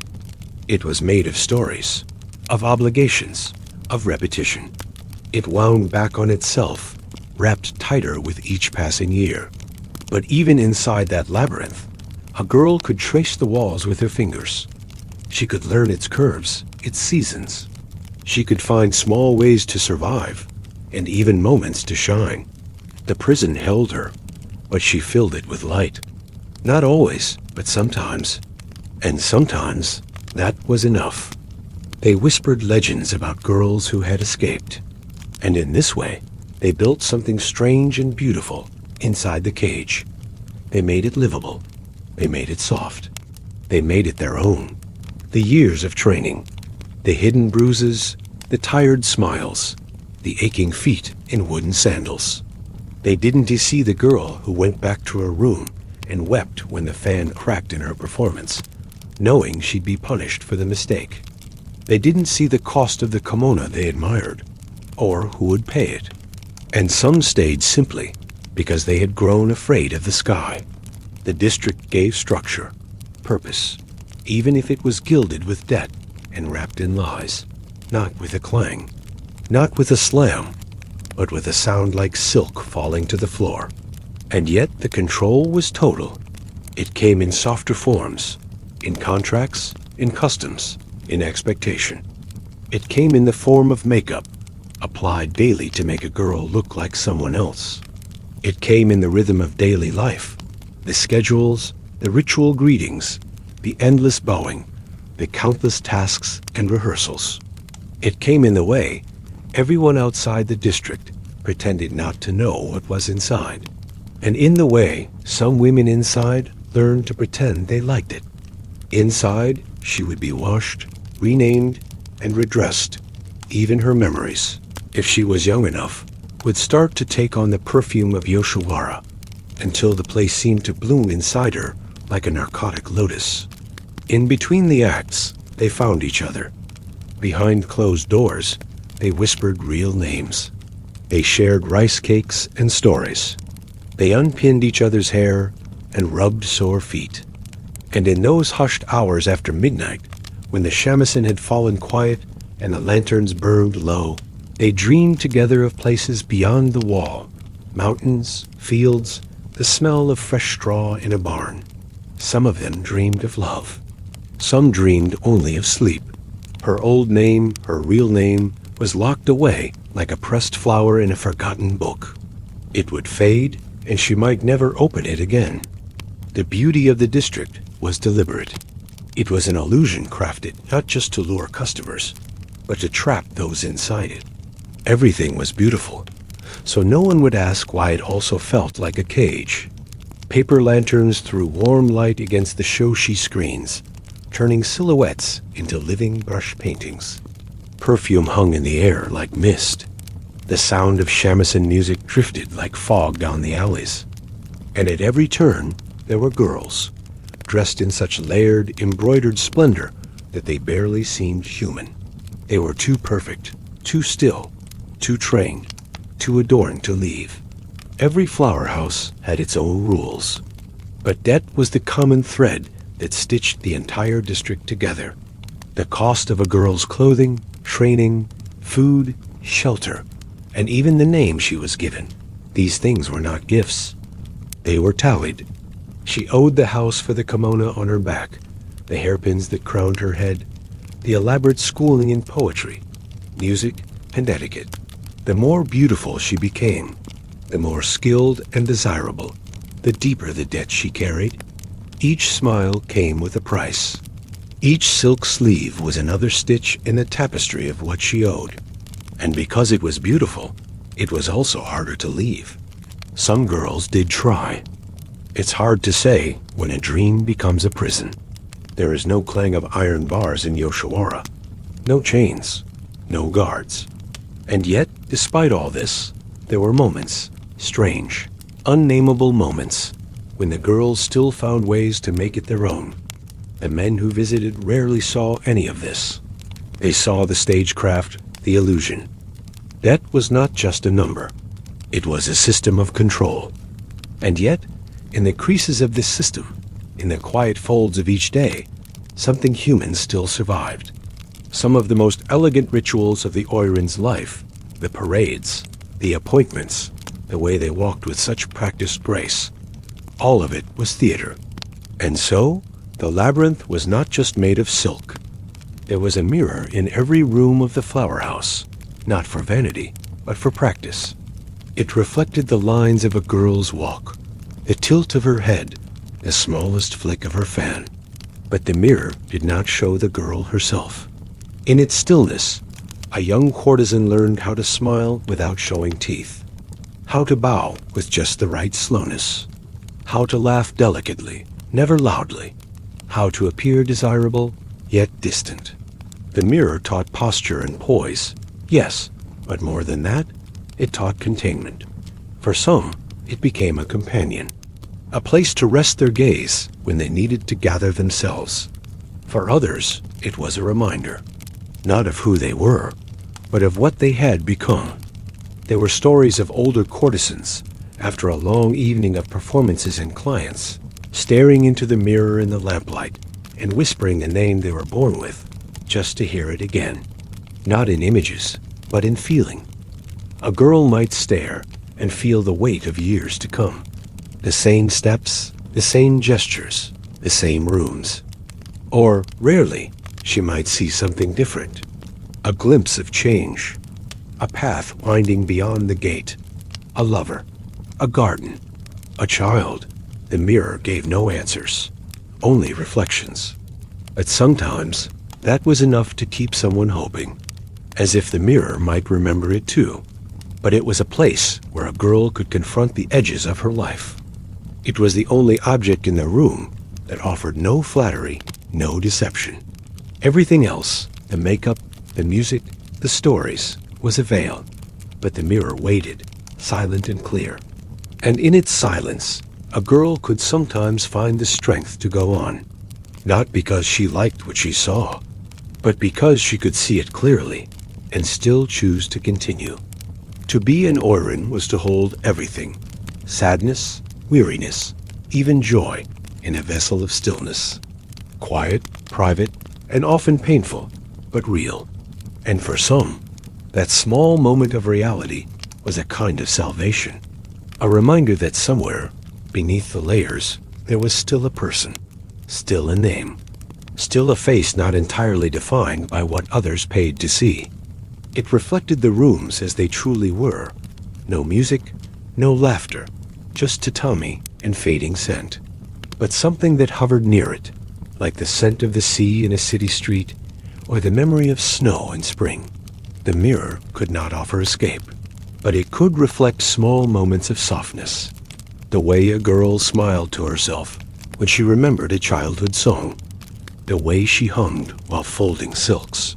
The way she stared into the glass and practiced not being afraid. The girls would walk by it, no longer performing, their shoulders lower, their movements less deliberate. The mirror, unchanged, watched the transformation reverse. Watched the painted woman become just a tired girl, unpinning her hair, wiping the white from her face, rubbing the red from her lips with a damp cloth. The mirror watched as a girl rehearsed her movements 100 times until they became instinct, until she forgot what it felt like to move freely. Not literally, of course, the glass did not wrinkle, but as years passed, the reflection changed in ways that could not be named. A certain tightness around the eyes, a heavier stillness in the posture, a deeper silence behind the smile. The mirror never commented, it only reflected. But in that reflection, some girls saw the passage of time more clearly than anywhere else. They saw themselves not as they wished to be, but as they were, shaped by ritual, worn by repetition, gilded and eroded in equal measure. Not really. It showed the mask, the character, the illusion she had been trained to become. In time, the Oiran knew this. She knew that her reflection was not her own, but something she had inherited, like the weight of a kimono passed down through generations, or the name she wore that was not hers. The mirror was the first teacher, and also the last witness. In some rooms, the mirror was round, like a full moon resting on a low stand. In others, it hung flat against the wall, framed in polished wood. But always, it saw everything. It watched the silken layers being fastened and tied. They weren't ready to see themselves as something else. Others, in contrast, became obsessed. They would watch their transformation with a strange detachment, as if witnessing someone else entirely. Because that was, in a way, what was happening. The mirror did not lie, but it did not tell the truth either. It merely showed what had been created. It reflected the servant kneeling to paint the nape of the neck, leaving that deliberate unpainted space, a suggestion of intimacy, visible only in profile. It caught the flutter of lashes as the final touch of makeup was applied, the distant glaze of the eyes settling into their role. No one spoke to the mirror, but the mirror remembered. Some girls, it was said, would avoid the mirror in the early days. They would dress facing away from it, or they would turn it to the wall. And yet, every Oiran had her own relationship to the mirror. In the daytime, when the clients had left and the house was quiet, the mirror was the only one who stayed. And in that moment, perhaps there was a flicker of something closer to truth. Not freedom, not entirely. There was an unspoken belief that the mirror also aged with the girl. Some said that if you stared into the mirror long enough, in the hour before dawn, you could see your future. In this way, the mirror became part of the architecture of survival. It was not a weapon. It was not an escape. And perhaps that is what made it powerful. In a world built on illusion, the mirror held space for honesty. They never carved their names in stone. No biographies were written for them. No statues, no scrolls, no careful genealogies were passed on in their name. A voice no longer heard calling out in the hall. They had fulfilled the years owed to the house, bought their freedom, or had it bought by a rare benefactor, and slipped away into a world that no longer remembered their old name. Their spirit shrank. Their voice grew quieter. Their face became a mask, perfect but hollow. These girls disappeared while still in plain sight, not taken away, but emptied out. She would be erased from the ledgers, and the girls still working would look at them with something like awe, or envy, or quiet suspicion. Was that really her? She seemed older, thinner, dressed plainly. The silk was gone, the hairpins simpler, her voice softer. She would not stay long. The district never felt right to them again. Once they'd escaped, the walls echoed too loud. Her portrait might remain for a while on the wall of the tea house, smiling out at guests who remembered her only as a passing delight, not a person. Not as victims always, but as survivors of a world that consumed beauty faster than it could name it. Meant to leave you remembering a feeling, not a face. Their footsteps linger in the old streets now paved over. Their laughter, soft and vanished, still floats, somewhere between dream and history. If you listen closely enough, you might still hear it. A scent, not a soul. A fan fluttering shut, and the woman holding it already gone. The girls who disappeared did not all fall. Many walked away, slowly, into a different life. Not heroic, not dramatic, just quietly different. There are faded reports of former courtesans turning up as hairdressers, cloth merchants, fortune tellers. In the old registries kept by brothels. In half-destroyed records smuggled out during fires.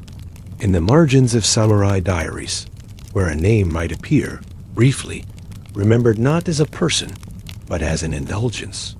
There are forgotten tombstones, unmarked graves, and offerings left anonymously at shrines near the Sumida River, perhaps for them, perhaps from them.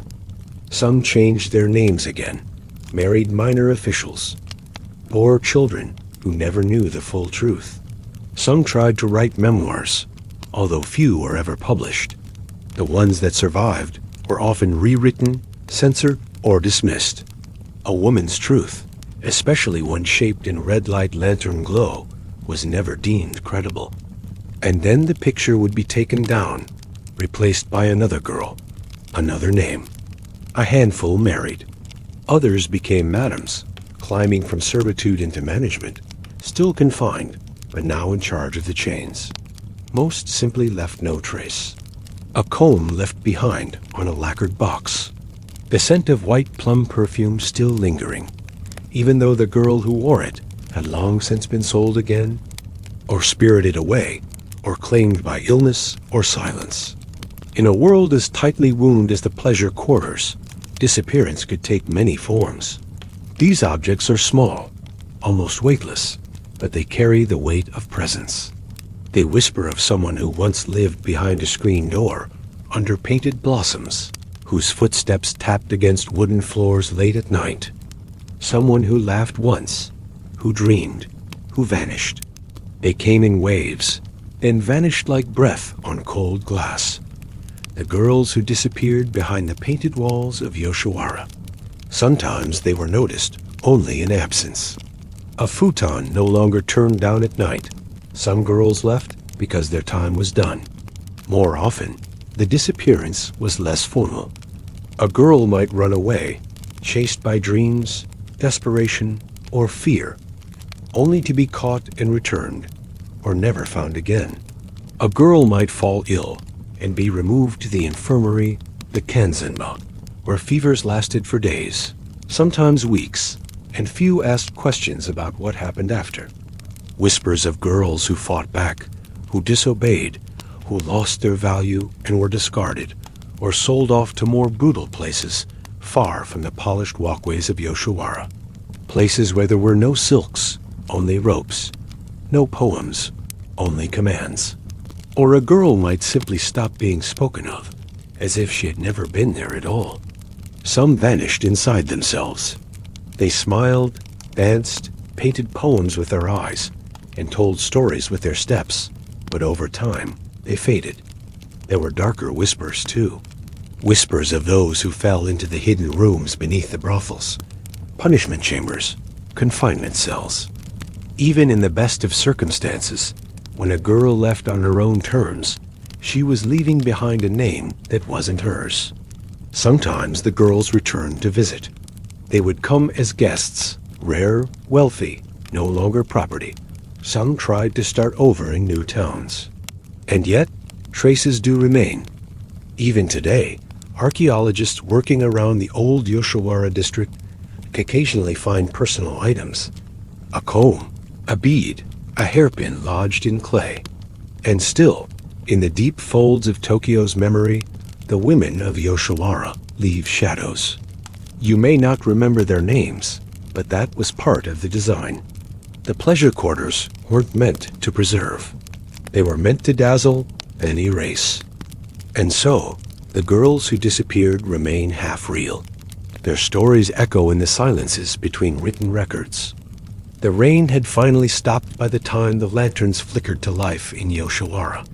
A faint mist lingered over the winding lanes, softening the corners of the pleasure district and turning the cobblestones into mirrors that shimmered with amber light. The alleys glistened as if the air itself had been washed clean, though nothing had truly changed. The walls were still too high, the gates too heavy, and the laughter that spilled from behind the curtains still came with a practiced rhythm.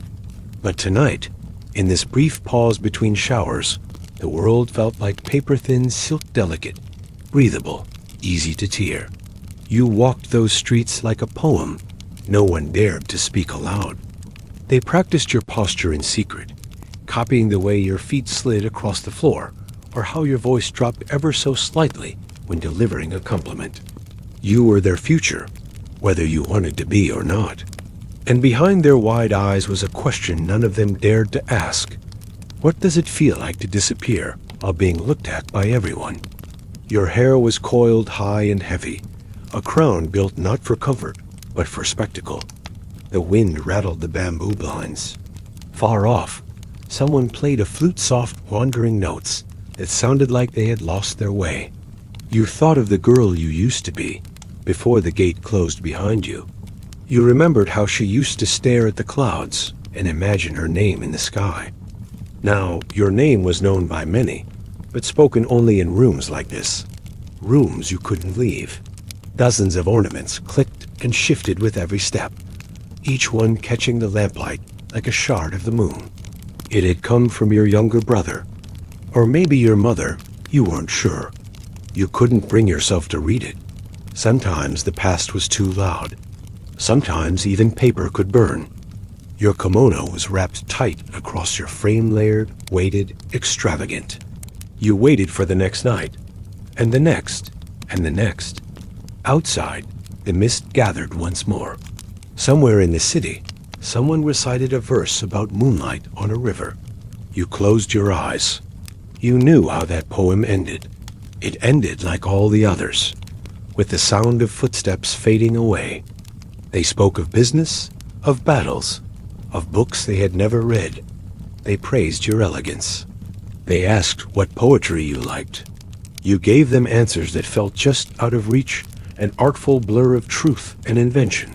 You quoted lines about plum blossoms in snow, about rivers that forgot their names. And they believed you. Or perhaps they didn't care whether you were real. Perhaps that was the point. It was not meant for walking fast or far. It was meant to be admired, slowly, as though each fold told a secret. People lined the main avenue to see you pass. Men in merchant robes, young boys on tiptoe, women pretending not to look. You were the moving heart of Yoshiwara, the most expensive illusion money could buy. Your name was inked into ledgers and whispered in corners. You didn't wave. You didn't smile. You simply moved, a hush following behind you like a tide. The other girls envied your grace, but none of them would choose your life if given the chance. Not once. Inside the tea house, the world shifted again. Here the air smelled of sandalwood and boiled rice, of perfume and worn tatami. You bowed with just enough depth to signal rank without surrender. Every motion had been rehearsed, down to the way your fingers curled around the pipe or how your eyes lingered on a man's face before glancing away. You weren't allowed to forget these things. Not ever. The room expected your performance, and you gave it. Men came to you with laughter on their lips and shadows in their hearts. The younger girls watched from the hall, learning how to be mirrors. Later that night, when the guests had gone and your makeup was wiped clean, you sat by the window in your private chamber. A letter sat unopened on the table, and so you returned to your silk, your steps, your silence. You drank the tea. You braided your hair. The tatami creaked gently underfoot as the paper lanterns shifted in the night's breeze, their soft glow casting long, trembling shadows on the lacquered floor. A stillness held the street, like a breath not yet released. Around you, the Yoshiwara elite came and went, like clouds poets, samurai, merchants, actors. The ache of the body after standing too long in layered silk. Each pluck of the strings was both a lament and a lullaby. The night guards passed with lanterns, their footsteps rhythmic and distant. You were not allowed to leave, not without permission, not without an escort. The gate, closed at sunset, turned this floating world into a kind of dream prison. Beautiful, yes, but inescapable. You looked out through slatted windows, watching shadows pass. You wondered where they were going. You wondered how it would feel to simply follow. You sang songs written long ago, by women whose names had faded. Their verses clung to the air like smoke. And in the folds of your sleeve, in the hidden stitches of your obi, you tucked away small tokens letters never sent, petals pressed flat, bits of song, wrapping the district in its velvet hush. The lanterns dimmed, the doors slid shut. Somewhere, someone laughed. Somewhere, a flute began to play. And you, the living poem, stepped once again into the script, graceful, distant, beautiful. These were your truths, kept close, never spoken, only carried. No one asked how your joints felt after kneeling for hours, or how your smile trembled once they turned away. It was the price of beauty. Not pain exactly, but not ease either. You carried yourself with elegance, because elegance was a survival tactic. No one wanted to see the real girl beneath the layers.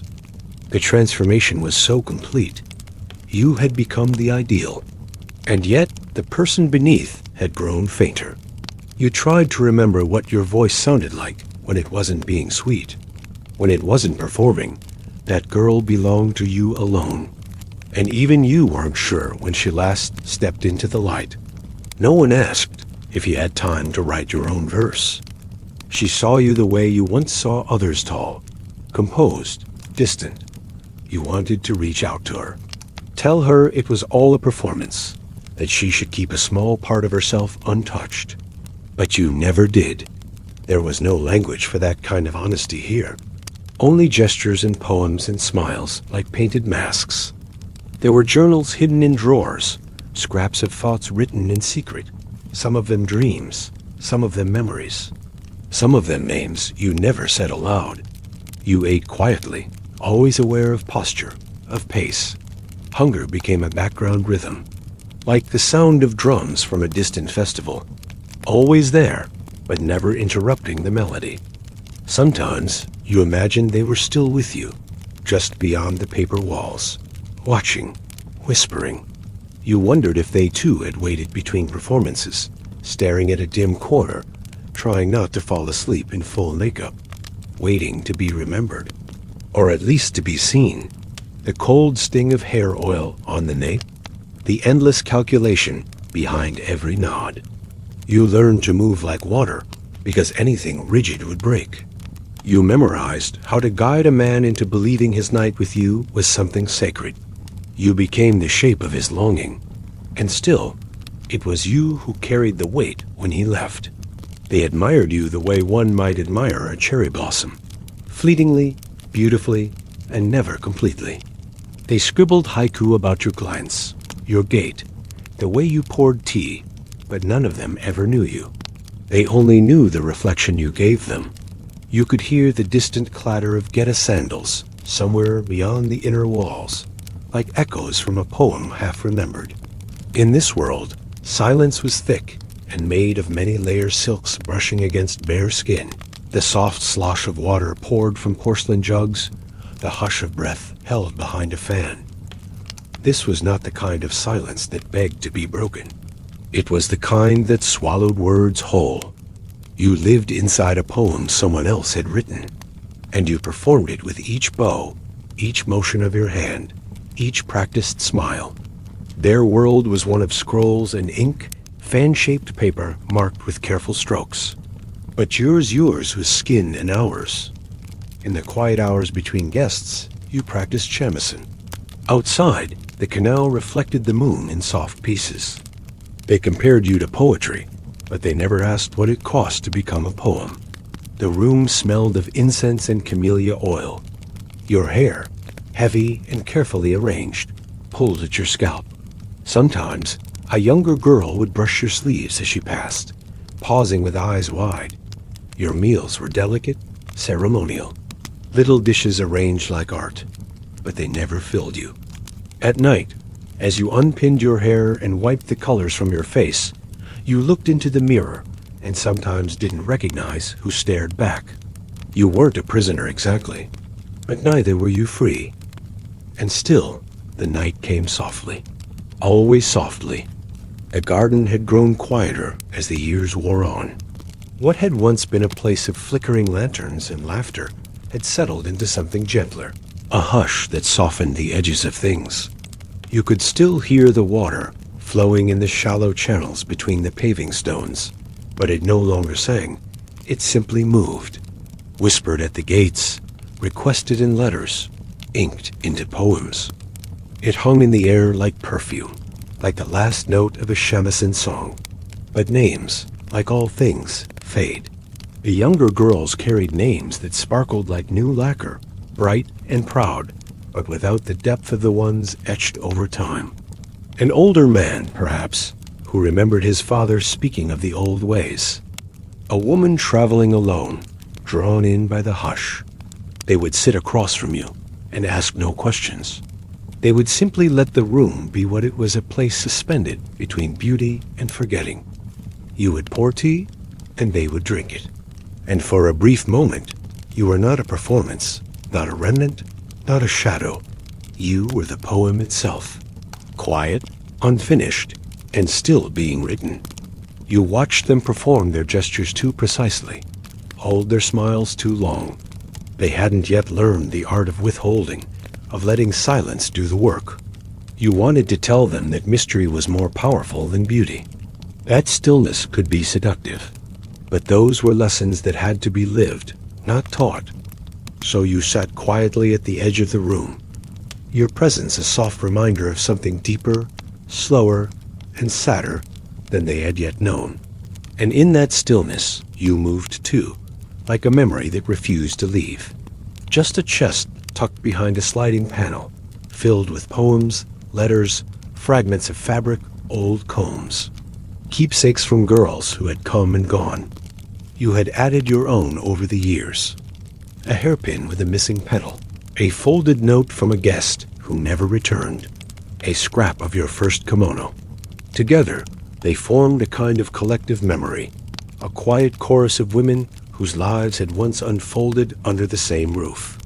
You imagined their voices rising like incensed smoke, curling into the rafters, settling into the corners of the house. They were still here in some way.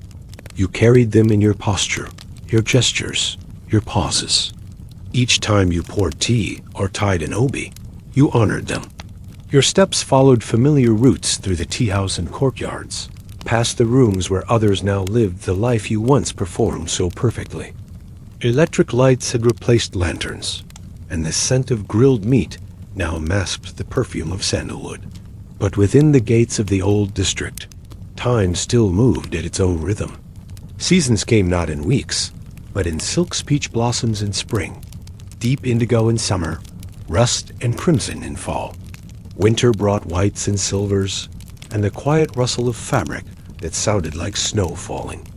You dressed with care, not for anyone in particular, but as a form of devotion. To dress beautifully was to speak without words, to carry history on your shoulders and offer it, silently, to the world. They had your same hair ornaments, your same silks, even your same laugh taught and rehearsed, but none of your ghosts. You knew where the wood creaked before it did. You knew where to press the paper screen to hear the sound of breath on the other side. The place hadn't forgotten you, not entirely. And you, in turn, had not forgotten it. You still dreamed of incense and fans, of calligraphy lessons in the back garden, of women leaning into each other's shoulders in the night, whispering nonsense until the sky turned pale. You had become something like a living poem, a remnant of a stanza no longer read aloud, but always remembered. And the guests had changed too. When you were younger, they arrived with purpose: politicians, actors, merchants who pretended not to be nervous. They came for more than company. They came to be seen, to be affirmed. But now, the men who arrived were smaller somehow, not in stature, but in certainty. They asked fewer questions. They gave fewer commands. Some merely sat and watched the fish in the courtyard pond, as though they were the real performance. You could feel their detachment, the way they treated this world not as a refuge, but a museum. They sipped tea and spoke in muted tones, unsure how to behave in a house built for performance and beauty. And you, standing by the door in garments that still held the weight of expectation, wondered if they knew what it once meant to be seen by an Oiran. If they understood what it cost a woman to become a living scroll written on, read, adored, then set aside. Your name had once been spoken like a spell. Sometimes, on slow afternoons, you visited the archives. They were not official ones, no ledgers or registers. Outside, the city had changed. The alleys were narrower, the signs louder. And sometimes, just sometimes, a guest would see you not look at you, but truly see you. They wrote poems. You lived in one. The men who arrived wore paper-thin slippers, lacquered teeth, and silken robes perfumed with the faint trace of plum blossom and ink. They came with poems folded in their sleeves, written not for the world, but for moments like this, to be read out loud in candlelight while you poured their sake with a practiced wrist. You sat beneath the painted fans, the golden panels, the red lanterns swaying like breathing lungs, and you listened. There was no use imagining a different self, when every minute of your day had already been choreographed. From the moment you stepped onto the polished wooden floor to bow before your guests, to the moment you returned to your chambers and removed layer after layer in silence, there was a pattern, a rhythm that matched the old Kodo songs played in the background. You moved through it like a shadow, stitched into brocade. Always you listened. Their poems told of frost on bamboo, of rain on temple bells, of courtesans long dead, but never truly gone. It was endurance, training, obedience. Hours of kneeling, bowing, walking with your toes half curled inside geta, so high they tilted your balance until it became second nature. People came just to watch your slow, deliberate steps, the way your robes swept the stones like drifting mist. Not because you'd seen it, most girls never had, but because it seemed like the opposite of all this. Boundless, wordless, without mirrors. You imagined standing at the edge, letting the salt wind undo your hair. But you never said this aloud, not even in poems. There were nights of real laughter, shared over plum wine with your sisters, when the house fell still and your hair was down. Spring brought the cherry blossoms and new guests from the provinces. Summer brought the weight of the heat and thinner robes, damp with sweat. Autumn brought poets, always more poets, drawn to the melancholy of fading light. And winter was for silence. Long evenings of barely spoken words, of warmed stones tucked beneath your bedding, of gazing out at the snow that never quite reached the district's gates. Moments when someone whispered something irreverent, and you had to cover your mouth to keep from waking the madam. Even as your voice deepened in a way only the attentive noticed. There was no fanfare, just a man with tired eyes, a conversation that meandered like an old river, in a moment of silence that stretched long enough to hold it all. After he left, you sat there for a long time, letting the candle burn lower, watching the wax cool into a shape that reminded you of nothing. You were still requested, still admired, but you smiled. Not for anyone else this time, just for yourself.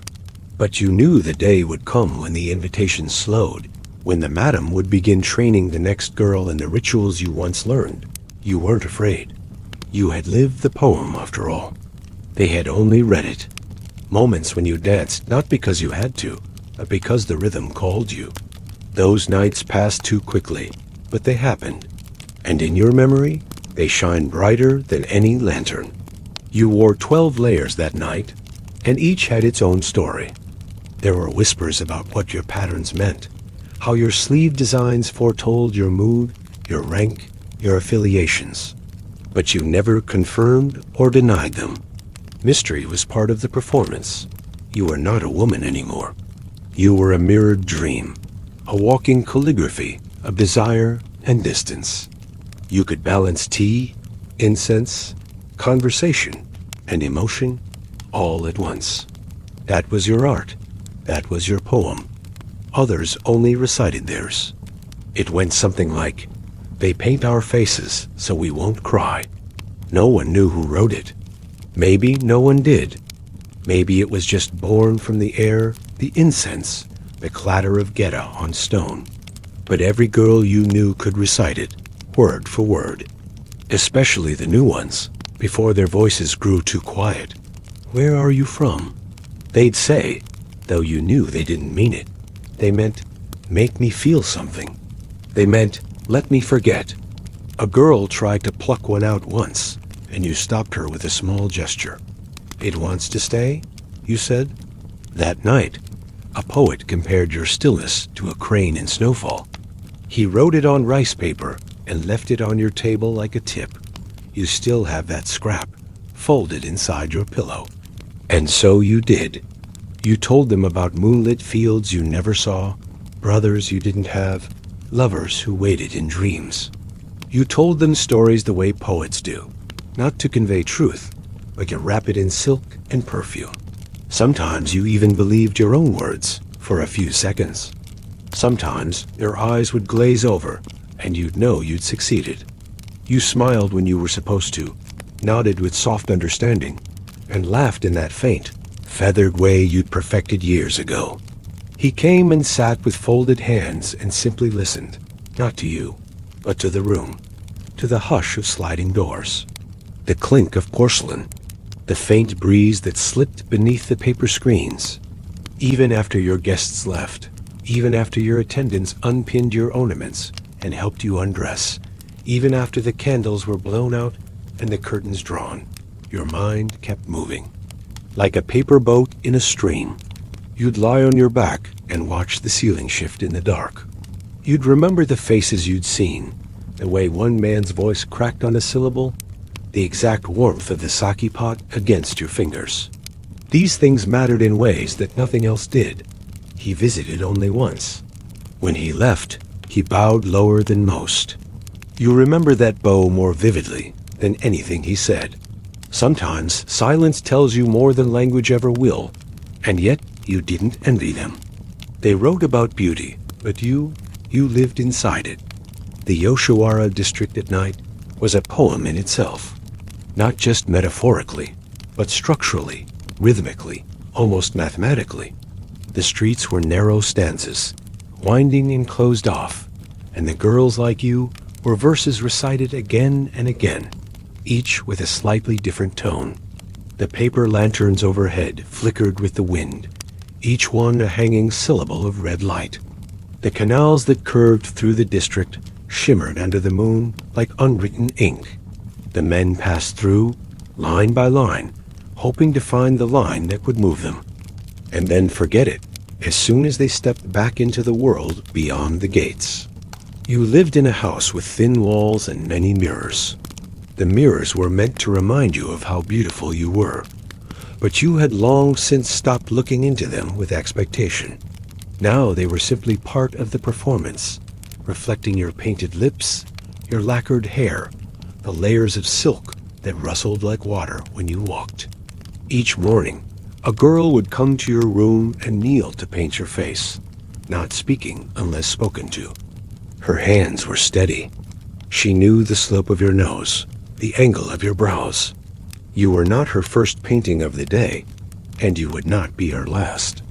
Sometimes, when she painted you, you thought about who you were beneath it all, but the thoughts faded quickly. The men often asked questions they didn't care to know the answers to. There was one man, a long time ago, who asked for nothing. In the spring, petals drifted through the open windows, sticking to your hair. You let them. You didn't sleep much, not because you weren't allowed to, but because the nights were too full.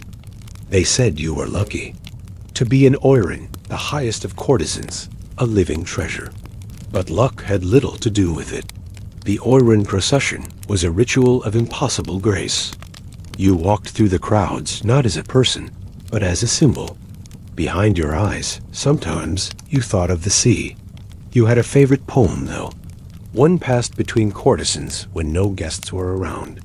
And yet, not every moment was melancholy.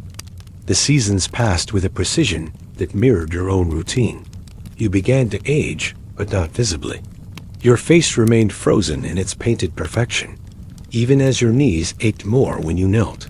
Your final performance, the last time you poured sake for a guest, the last time you recited a line of poetry, the last time your robe was tied with its ceremonial knot, came without warning. When you stood, your legs trembled slightly. They wrote poems. You lived in one.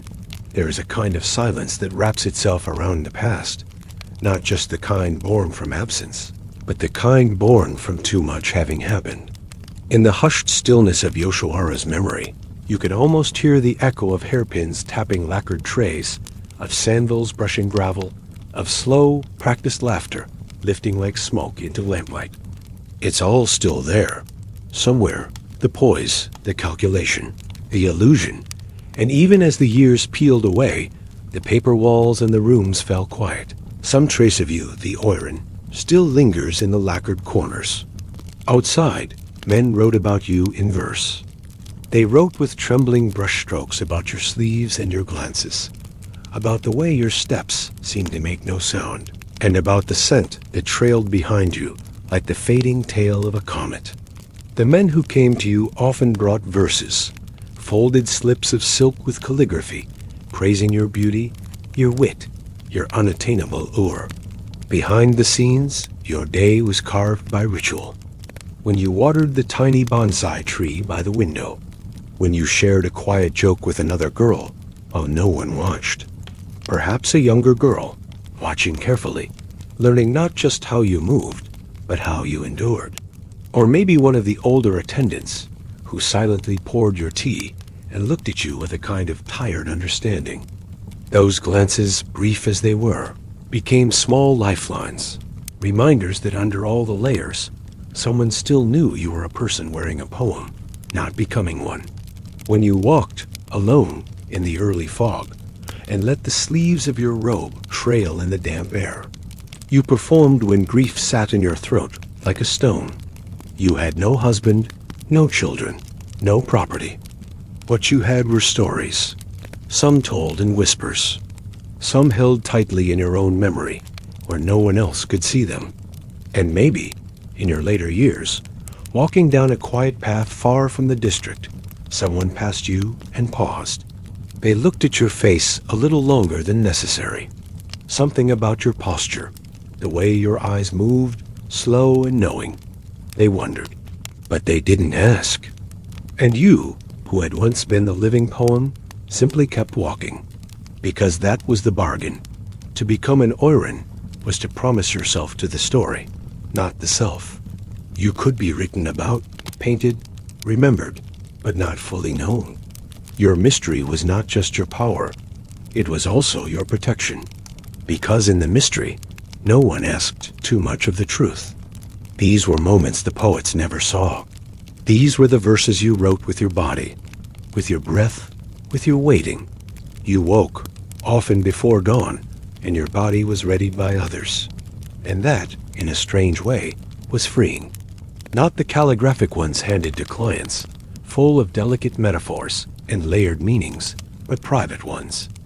Scraps, thoughts, maybe just a line or two, folded and hidden in your sleeve, sent, maybe, to no one. In those letters, you could admit to weariness, to longing, to the strange comfort of repetition. You could say what no performance ever allowed, that you missed simplicity, that you missed silence without obligation, that you missed being unknown. Hair was styled until it no longer belonged to you. It became a crown of your status, but also your burden. Once sculpted, it could not be washed for days, and you had to sleep on wooden pillows to preserve it. Your skin was powdered pale, not just for beauty, but to signify that you belonged to another realm, an ethereal one, unreachable, unsoiled. But how many poems did you have time to write in return? You lived in a poem, but not one of your own making. You lived in a metaphor that someone else had chosen. You were the willow branch, the mountain mist, the koi gliding through silence, never the writer, always the image. A man entered the room, and you scanned him the way a priest reads omens, measuring the weight of his mood, the length of his silence, the edge in his voice. Were his palms wet? Was his posture anxious? Did he look at you, or just the hem of your kimono? Every answer told you something, and you gathered it all as quickly and subtly as a gust gathers dust.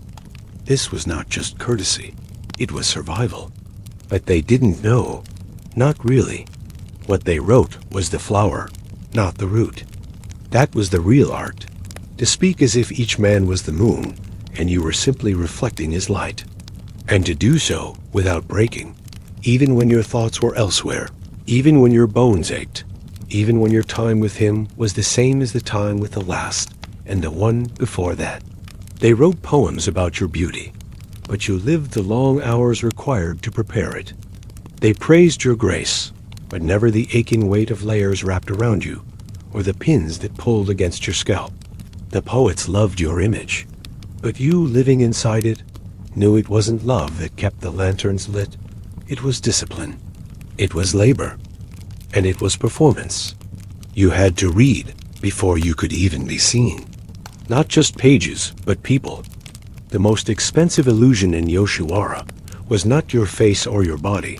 It was the illusion that this moment, this conversation, this man, mattered more than all the others. The irony was inescapable. You were surrounded by poetry, by brushwork, by cleverness in art, and yet your own voice was rarely recorded. The Oiran world was built like a theater, where the audience never saw backstage. And still, within all that control, there were flashes of softness. Moments you let yourself feel like a person, not a performance. Sometimes in the quiet between appointments, you wrote letters. And maybe, on some rare nights, someone would see you. Not just your beauty or your poise, but you. Still, you performed. You performed when you were tired. You performed when you were sick. When the time came, and your years in the house were over, whether through age, debt paid, or simply being replaced by someone newer. The world outside did not know where to put you. You had once been the moon others wrote about, but now you were the night itself. Deeper, darker, unknowable. Here's a kind of quiet that only settles after a long story has been told. It's not quite silence, but something softer. A hush that holds the weight of what's been remembered. Like the breath that comes after a poem, or the moment when the paper walls stop flickering with candlelight, and the whole room falls into stillness. You stood, if only in your imagination, beneath cherry blossoms that meant very little to the women who lived behind them. It was a performance etched into flesh and routine, a life that moved like a slow, looping dream, one made for others to enjoy, and for the girl herself to endure. Every step on the cobbled path, every fan unfurled in practiced elegance, every glance cast downward, it all told a story that few ever heard in full. You sat beside a girl brushing her lips with safflower dye, red as blood and just as fleeting. You wore a kimono too heavy for freedom, and smiled even when no joy reached your eyes. Maybe it's something gentler. Something like, not all beauty is freedom. These women are long gone, their names mostly forgotten, their faces lost to time. The end of brocade, the end of rouge and rice powder, the end of a long painted corridor that led us through history, and slowly, gently, brought us back to now. But their world lingers, not in textbooks, but in spaces like this. In stories spoken slowly. In rooms where someone, somewhere, might need a quiet voice to carry them to rest. Not all smiles are joy, and not all who are admired are truly seen. Of rooms too small to hold a dream. Of rituals that dulled the senses and rules that tamed the spirit. But we also spent time with the Oiran and her broken fan, and perhaps, in that story, we saw the fragile line between performance and personhood. We explored Yoshiwara, not only as a place of silk and song, but as a quiet kind of prison, one with painted bars and paper doors, one that both sheltered and smothered. And finally, we stood among the poets and patrons, those who dipped their brushes in longing and wrote verses about women who had no time to write back. You've come a long way tonight. We wandered together through narrow, lantern-lit alleys, into painted rooms where words curled like incense, and out into gardens that only ever bloomed for those who could pay for a glimpse. Being a flower house girl in Edo wasn't only a job. It wasn't just beauty or brutality. And now, you have. We talked of misery, yes, the daily burdens of powder, practice, and pretense. Sometimes, history is heavy. Sometimes, it is soft. And sometimes, as with the flower house girls of Edo, it is both. There's a lesson here, though maybe not the kind that shouts or demands to be heard. You might still hear the echo of wooden geta sandals along a distant street, or the faint rustle of brocade sleeves whispering past. So here we are, at the end. If you still listening, and your eyes haven't yet closed, I'd love to know what part stayed with you. This has been Deep History for Sleepers. Thank you for dreaming with me.